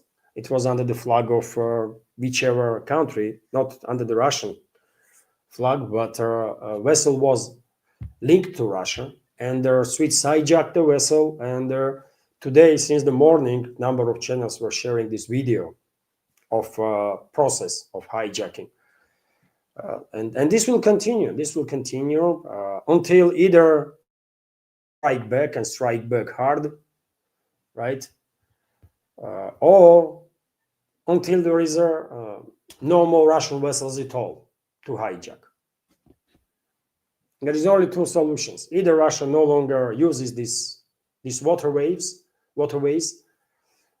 which will mean basically maritime blockade on Western Russia, at least, or we have to take action. We cannot escort all the commercial vessels, so therefore, there is an option to strike back. Sweden hijacked Russian vessel. You know what? I think one Oreshnik.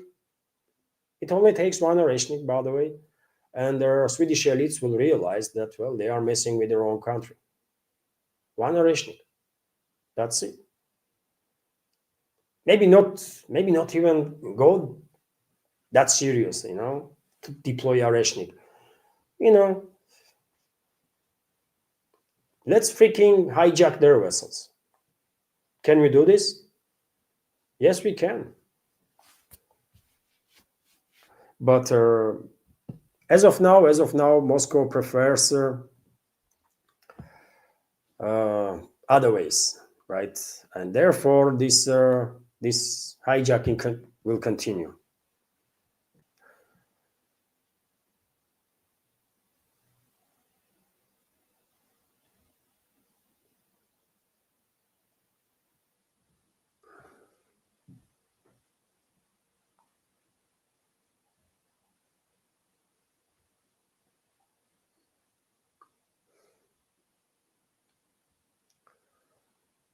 I'm scrolling, dear friends, now, and when I spot capital Q or comment in capital letters, I will react on it. And time to time, of course, I will check. I will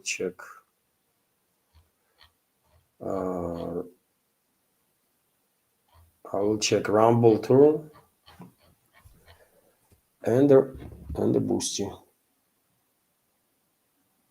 There is no message about boosting, but nowadays, for several months now, it seems like only subscribers on the Boosty that are supporting, and Alexander G. No one else is using Boosty as a mean of support. I don't know why, man, but yeah, that's how it is. Yeah, nothing on the Boosty. And so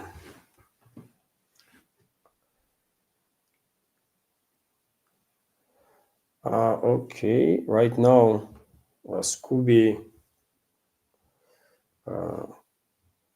dropped the super chat, and let me, dear friends, react on Scooby's super chat on Rumble, and I will continue.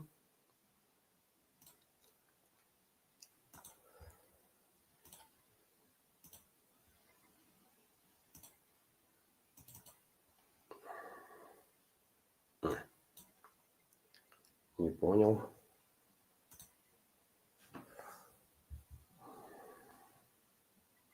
Just a sec, dear friends.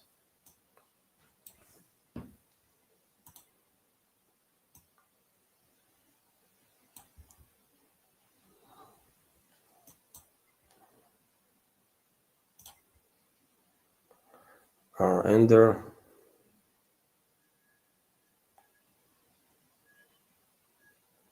Scooby, thank you very much for third super chat, but that's I'm not gonna be able to highlight that comment, man.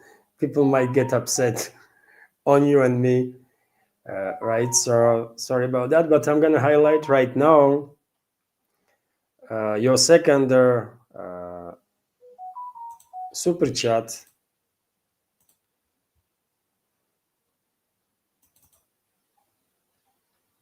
Thank you very much for super chat, Scooby, and the comment is History Legends.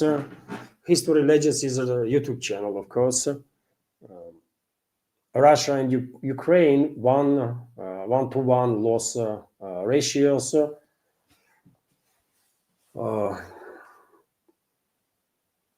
I don't think so. I know History Legend dropped a video yesterday, isn't it? I did not have the time to check that video. I will watch it later on. But if he come up with a conclusion that casualty ratio is 1-to-1, then I think he made some error there somewhere. I don't think this is correct ratio. I think, I have no, obviously I have no data that Russian general staff has, right? So it's hard to know, but I think Kiev regime is losing significantly more military than Russia, significantly more, right? It's a tragedy for the Russian world, of course, right? That brothers are engaged in this in this bloody fight that Western ruling class provoked because they managed to brainwash so many people out there in Ukraine. But when it comes to actual battle and casualty ratio, I think Kiev regime has lost and losing significantly more manpower than we do. My personal take, I don't know how history legends come up with these numbers. It makes no sense to me personally. It just makes no sense, really. So if he used some Western propaganda numbers from certain groups of traitors that are based in the West, financed by Western secret services and stuff like that, in that case, history legends, could come up with these kind of numbers, right? I would not be surprised if he will say, well, Russia is losing 100 times more than Kiev regime, but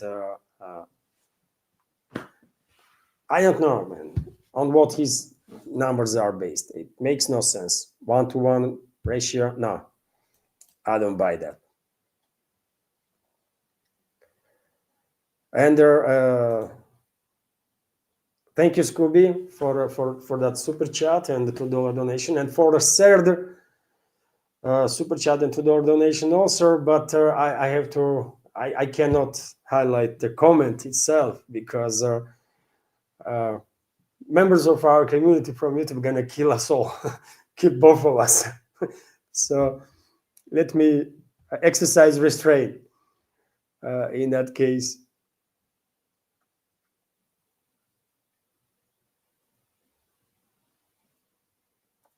And I will continue to scroll, dear friends, in the chat.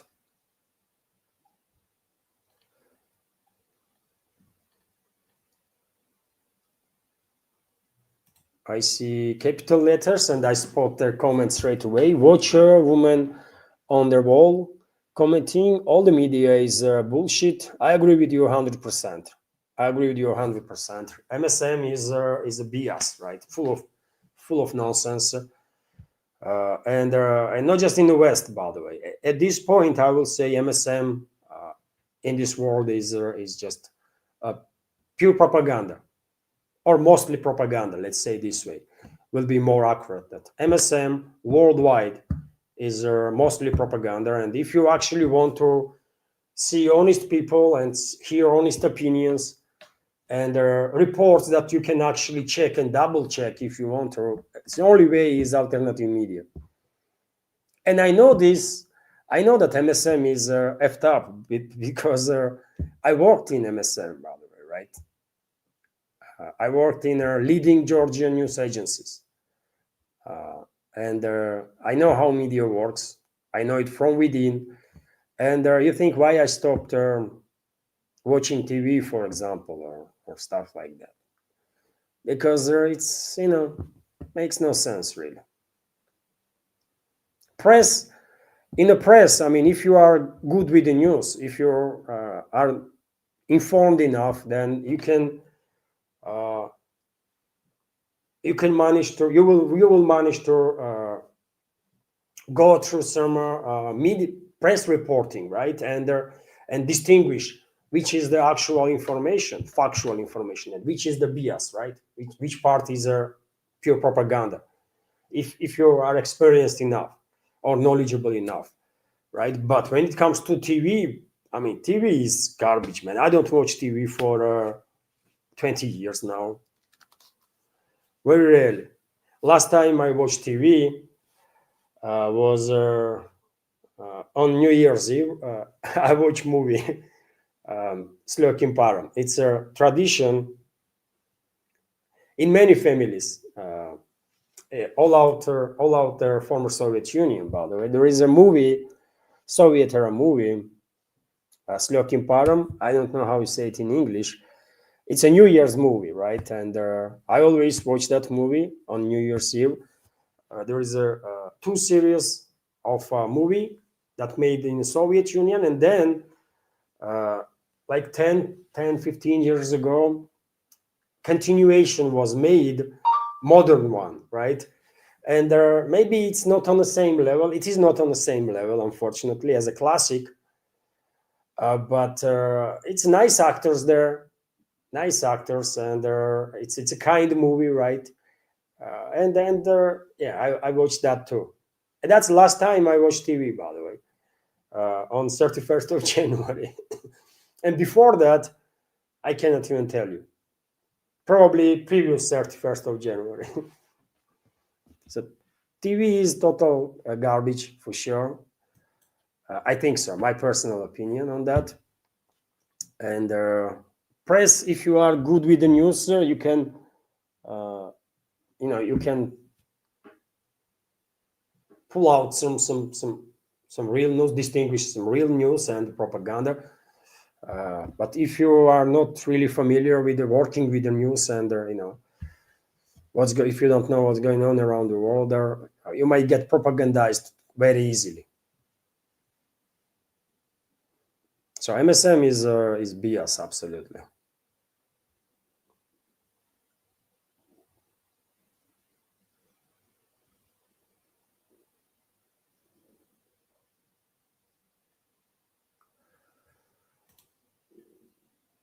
Modi's India, not exactly a reliable resistance and a multipolar partner. Well, many people were disappointed with Modi's visit to Israel, and many people are disappointed with Modi's dealings with Washington. I mean, it is embarrassing for India. I think, personal opinion, that it is embarrassing when US officials publicly are saying that, well, we will allow India to purchase for 30 days Russian oil. And who are you to allow India to do anything? I mean, what it's wrong on so many levels. And I think Modi miscalculated some serious stuff there. In terms of India's standing on a geopolitical scale.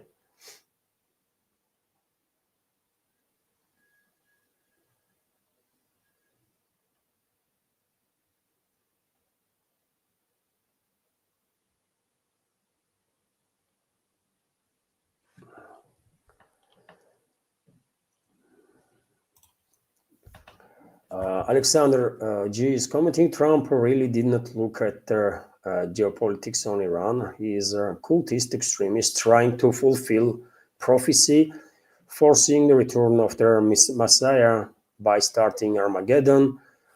You know what? I know there is plenty of these so-called Christian Zionists, these psychopaths, right, that think that they are so important that they can trigger God to do something, I mean, which is crazy, right? How arrogant one should be to think that he or she can influence God's decision making. I mean, this is crazy, right? This is just crazy, man. So they are crazy. Those people are crazy, actually, right? And there are a lot of them, these so-called Christian Zionists, right? Especially among evangelists, right? Among Protestants. I don't see that many of them among Catholics, and I definitely don't see them among Orthodox Christians, by the way. I literally don't know anybody, and most people that I know personally are Orthodox Christians, right? Most, like vast majority. And I don't know anybody who would ever say that Israel is something like special, extraordinary. Israel is first, and in Orthodox Christianity there is no speculations about second coming and stuff. I mean, it's not a topic of discussion, right? So I don't think there is such a phenomenon as Orthodox Christian Zionists. I don't think so. It's clearly some Protestant feature, and they're mostly in US, right? I don't know why is that. There are Protestants all over the Europe, right? In UK, in continental part of on continental part of Europe, there on the European part of Eurasian continent, right? I don't want to ever say European continent because there is no such a thing as a European continent. It's Eurasian continent, just European part of it. So in Germany, by the way, a lot of Protestants. In France, a lot of Protestants, right? In smaller countries in the West. And I don't think this Christian Zionism nonsense is really strong there. But in US, I mean, US is a different beast, man. I don't know, right? I have seen short videos. I cannot withstand like longer to watch like long video of these so-called priests in US that preach some garbage nonsense, right? And indoctrinating people into this false beliefs, right? That Israel is first and the second coming and this Armageddon stuff and the third temple has to be built and that kind of garbage, right? But I have seen some short clips and it's insane, man. It's total insanity.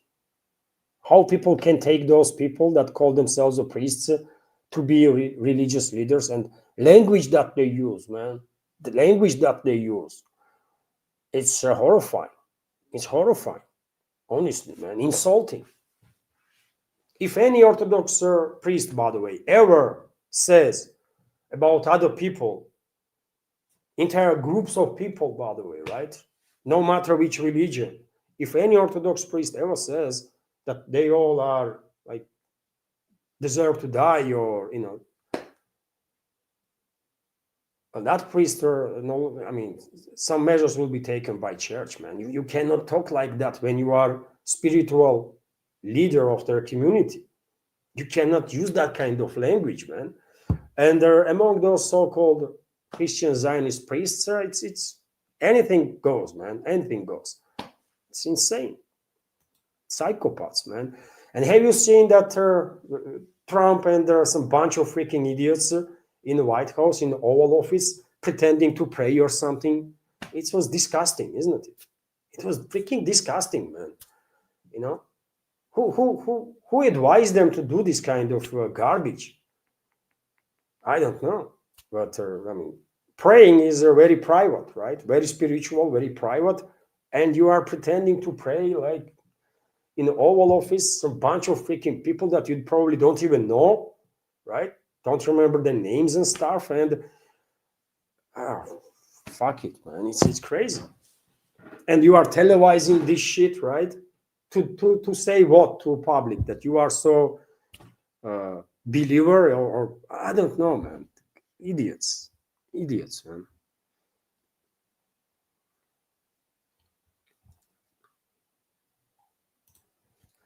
Nikos is also commenting. You see, capital letters do the job, man. It's easy to spot.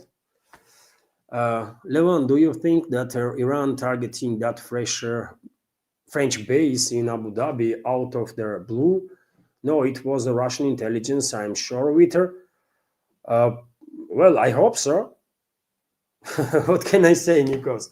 I hope we will provide Iran with all means necessary to deal as severe damage to enemies' militaries as possible. And I consider French military, German military, British military, US military to be enemies of ours. So therefore, if we actually providing Iran with their intelligence targeting data, good.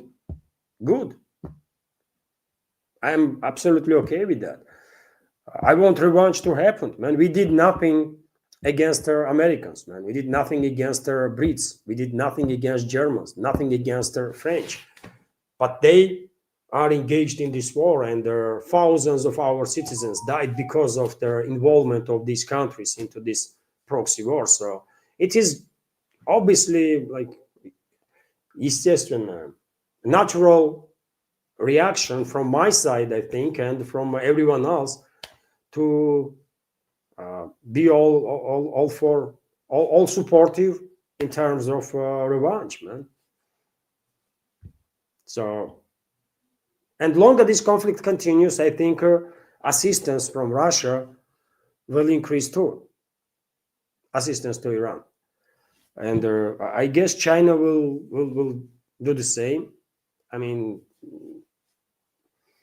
China is like China has ambitions to be like major powerhouse in this world, right? We don't have that ambitions, by the way.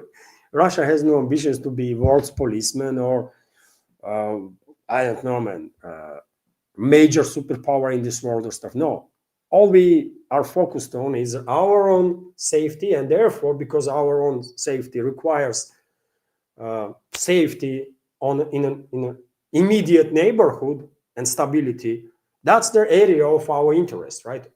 Natural interest. Beyond that, beyond that is a whole different story. We are not pretending to be world dominant power. We have no ambitions on that, but China does, US does, right? Or Western ruling class, let's say, that is in control of US and Europe and so on. And China is being quite passive, isn't it? China is being quite passive. They are assisting with their intelligence for sure. After all, they are publishing a lot of satellite data, by the way. So if they are doing this openly, then one can imagine how much information they are transferring to Tehran through close means of communication.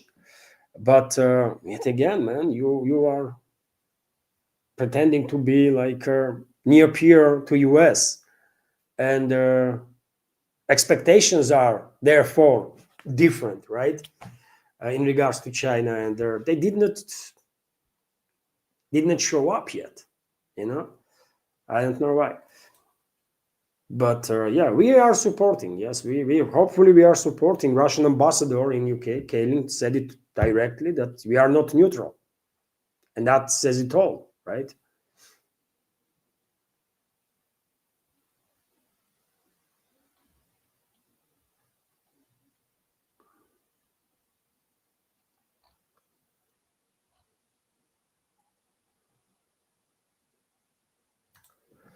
Also, a question from Zevin: do you think China will send aid cowardly through Russia to be sent into Iran? China still wants to appear neutral, but they definitely want Iran to survive. Of course, they want Iran to survive. I said there in my previous programs, Russia and China, and I think rest of the humanity, by the way, we cannot afford the Western ruling class to succeed in this attempt to destabilize not just Iran, but entire Middle East, and to descend it into total chaos and wars between the neighboring countries, wars on the sectarian and ethnic lines and so on. And West wants to do this to shut down navigation in the Persian Gulf and through Hormuz Strait, to increase Chinese dependence on Russian energy up to a critical level. And that is also part of a Western plan, as far as I can tell, right? And I have explained my take on that on numerous occasions. And so, of course, China has interests to make sure that strategic stability will be preserved in the Middle East. So therefore, they have to do something about assisting Iran. They're not going to do it directly, seems like, openly. And so probably they will use some alternative ways. And if you keep in mind that Turkmenistan, neighbor of Iran, for example, is a neutral, officially neutral country, and cannot allow itself to be used as a transit for Chinese weaponry or whatever. One way to support Iran is through Russia, to send whatever they want to send to Iran into Russia first, and then Russia will deliver through Caspian Sea and through whatever means, right? So China, of course, has their interest Iran to survive and their strategical stability to be maintained in the Middle East as much as possible. And I think they have to do something. It is unfortunate that formally they are still playing these games of neutrality. You see, Russia is not playing no games. And Kalin said directly, we are not neutral. That's what France should do, man. If you have a strategical partnership with Iran, maybe we don't have a mutual protection pact, right? But we have strategical partnership agreement. So we are friendly to each other, right? We are friends. And if we are friends, then when you are in trouble, how can I be neutral? How can I be neutral? And Russia said, we are not neutral. China didn't. And this is their issue, by the way. Beijing is just too careful. And Beijing is too freaking careful. They might overplay themselves with this extreme carefulness, right?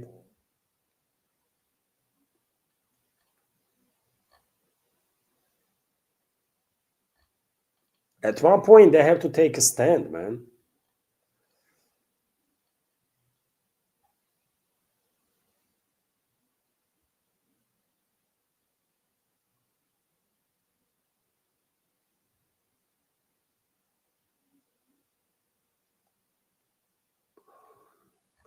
I'm scrolling, dear friends, now, looking for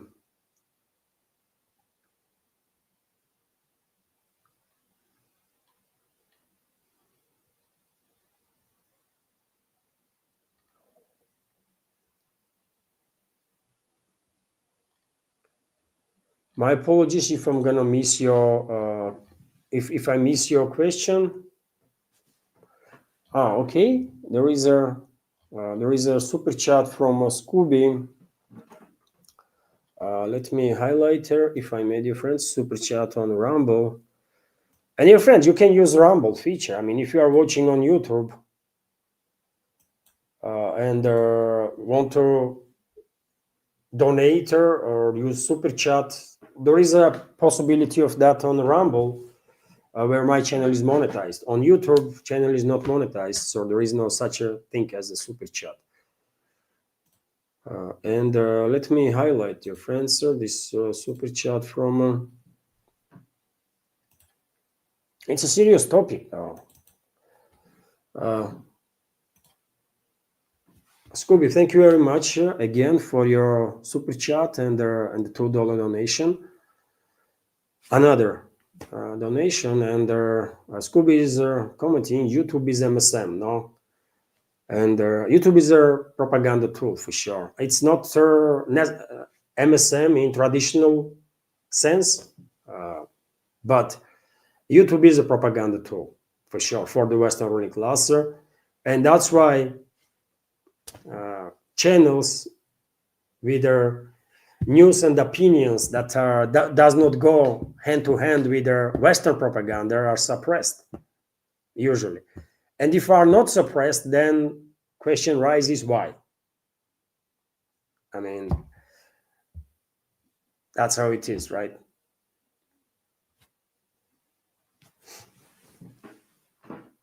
YouTube is a propaganda tool, and unfortunately, full of propaganda. Full.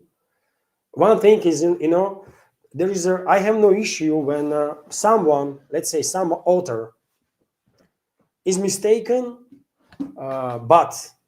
and shares some information or opinions that are based on the false information or false narratives. But as long as that person is honest, I can respect that.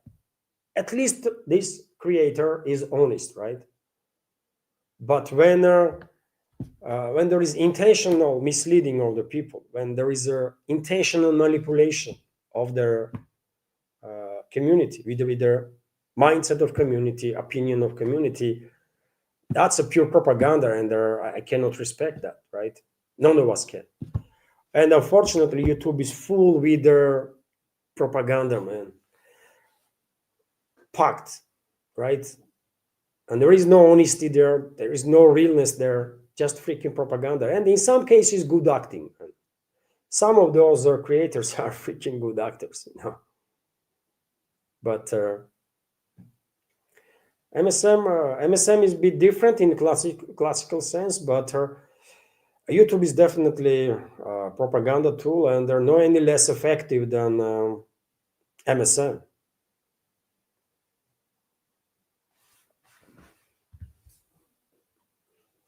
Ideally, there should be some international agreement that these platforms, global platforms, right, should be treated as a public square. And in that case, maybe these platforms will become a little less polluted with the propaganda. But currently, it's effed up, man. It's effed up. YouTube is very, I mean, too bad, man. I can imagine if someone does not know channels from alternative media, I cannot imagine how they gonna find one, you know? How someone gonna find my channel, for example? Let's say there is a person in Brazil and wants to hear from Russia. News from Russia, takes from pro-Russian standpoint. How that person gonna find my channel? If you type news from Russia, you're not gonna see my channel. You can check it, by the way. I mean, type in a YouTube search news from Russia. My channel is all about news from Russia, right? It will not show you. In top 10, 20, 30 videos, they're gonna be no more channels. Quite sure about it. I myself gonna check after this live stream. I'm quite sure if you type in news from Russia, you in first 10, 20, 30 videos, there will be none of the mines. So therefore, I mean, how that Brazilian person that might have interest into news from Russia and their opinion from Russia, how that guy gonna find my channel? No how, right? And I remind you, dear friends, that majority of you find my channel because remember, for a good 2 years at least, I was commenting on other channels. I was very active in the comment sections. Remember, I was mentioning that, you know, I have a channel. I was using this hidden advertising element, right, in my comments to somehow let the people know that I have a channel. If I did not do this stuff, my channel would not even reach like 5,000, I guess, or 10,000. And of course, there was significant help when Duran invited me already a few years ago now. There was twice. I was twice invited on Duran, where I was invited also. Oh, I was not. That's it. I was invited on some Canadian media, and yeah, that's about it, right? So that attention from Duran, of course, helped me to reach wider audience, and that's it. That's how our community was created, by the way, because of my comments, mostly, right? Because of my comments and that invitation on Duran. That's how people learn about me. So YouTube is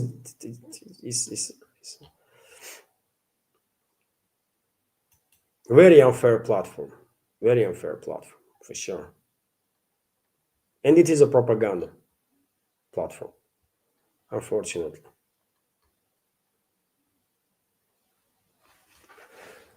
Thank you very much, Scooby, once again for a super chat.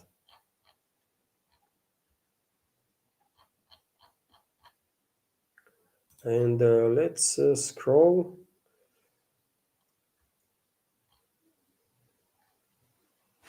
I should check Boosty, by the way.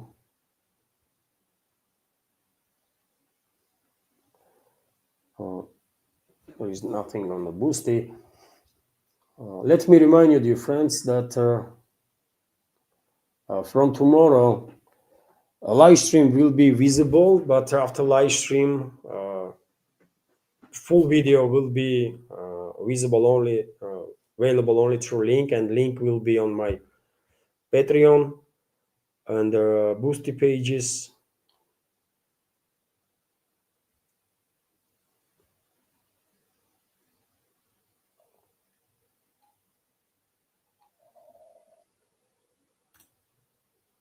Watchwoman on the wall comments, sir, most Americans want that system destroyed. If you mean that corrupt political system that is in US, well, maybe they want that system to be destroyed, but who's gonna destroy that system? It's up to US citizens, really. It's their job, it's their country, their society, their lives, right? And how long they're gonna allow this nonsense to continue, I don't know, but yeah, you know, US is being destroyed from within by its own political class, its own ruling elites, let's say this way. Not just political class, but financial class or economical, political.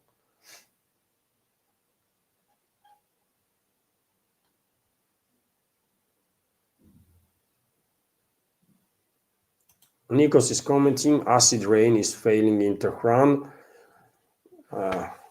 That's a result of this bombing of their oil storage facility. I shared video in the beginning in the news segment, and well, you can imagine so much smoke went up that well, it rains down now with being poisonous and yeah, dangerous. It's crazy, man, but yeah.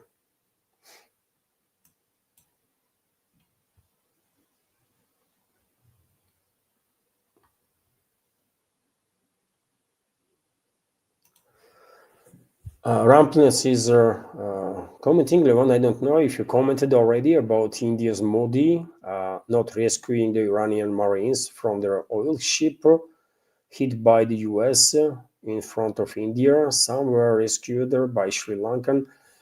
It was not an oil ship, Rampness. It was a frigate, Iranian frigate, a military vessel, but according to Abbas Arakchi, I believe, a vessel did not really have a military munition on board.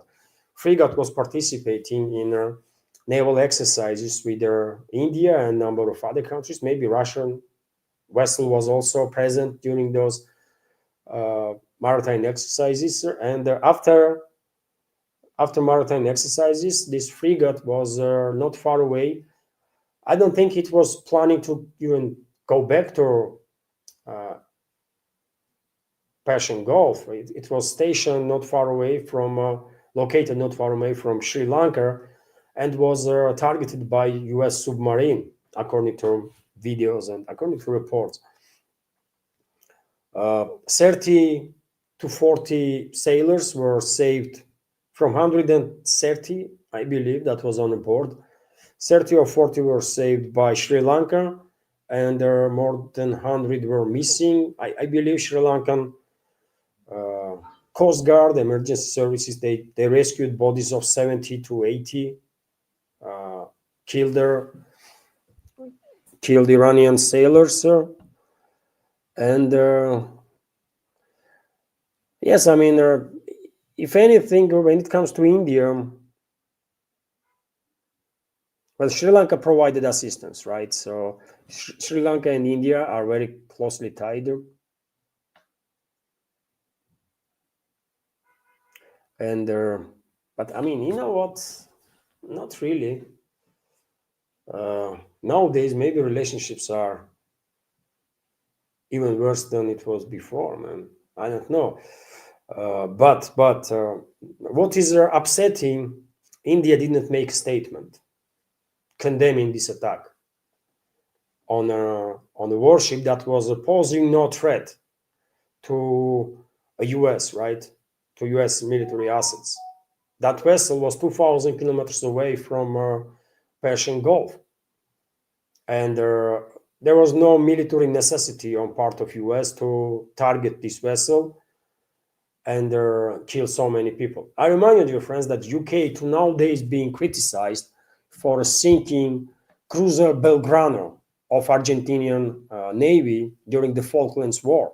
And UK is being criticized and being called out because Belgrano, at the moment of attack, was moving away from area of the military operations, moving away, right? So it was another immediate threat for nobody, and well, British militaries went and sank that vessel anyways. And London is being called out for that, and it was by many accounts, it was designated as a war crime committed by British military, because if there is no immediate threat, you don't, or if that vessel in this particular case does not poses immediate threat, you don't attack, right? And that's why very many people are criticizing US for this attack on that frigate of Iran. That vessel was posing no threat, and US basically committed war crime, mass murder, killing dozens of Iranian sailors in open sea. But I don't know if India sent or not rescuers. Maybe they did, by the way. But what is really upsetting that neither Modi, neither Jaishankar, neither anybody really in Iranian leadership made their statements about it and condemned this a crime committed by the US. It's unfortunate, man. I never thought India would be this weak on a global scale. I'm pleasantly surprised to see this level of weakness of New Delhi. It's just too freaking bad, man. Too bad. But I don't know. And I have commented on this matter in my updates, I remember, but in which update exactly it's you know.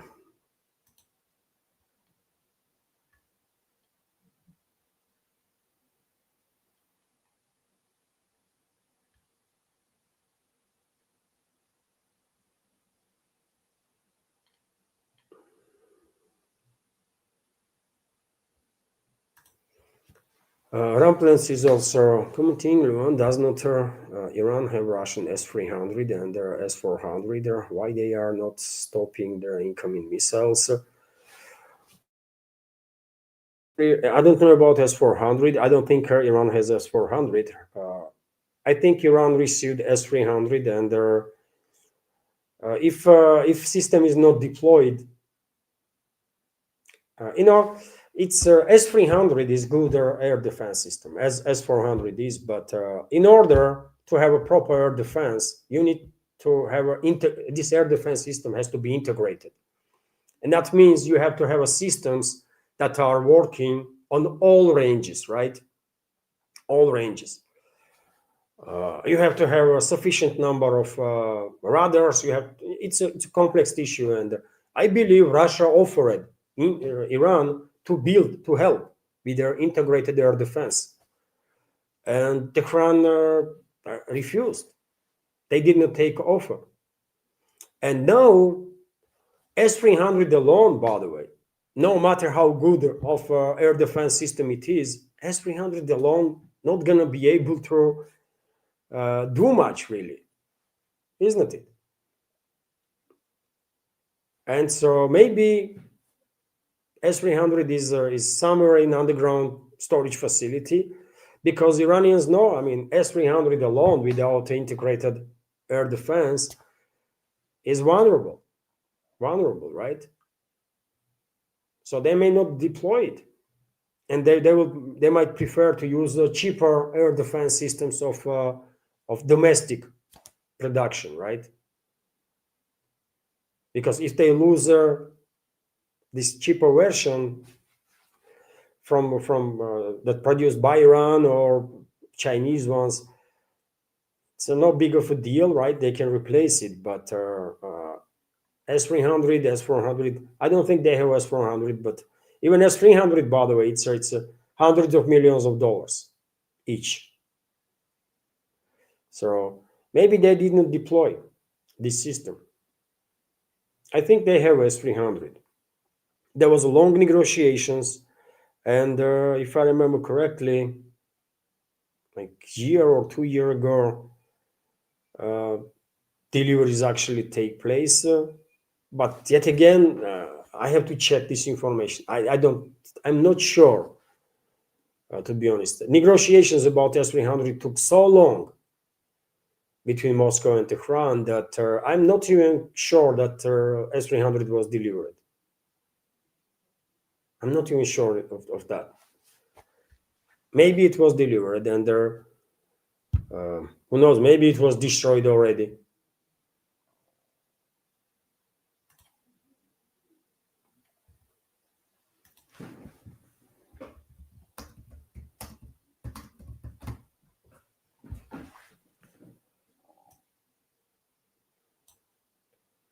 So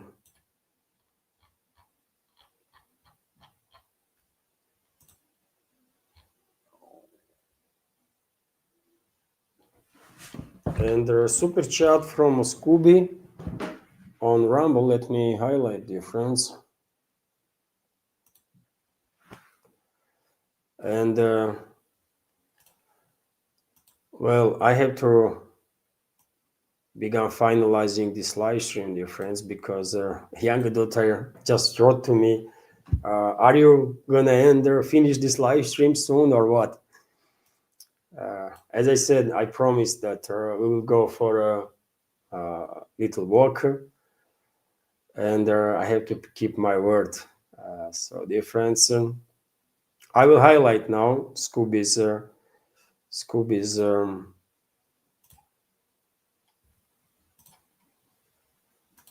super chat, and we'll finalize this live stream, if I may.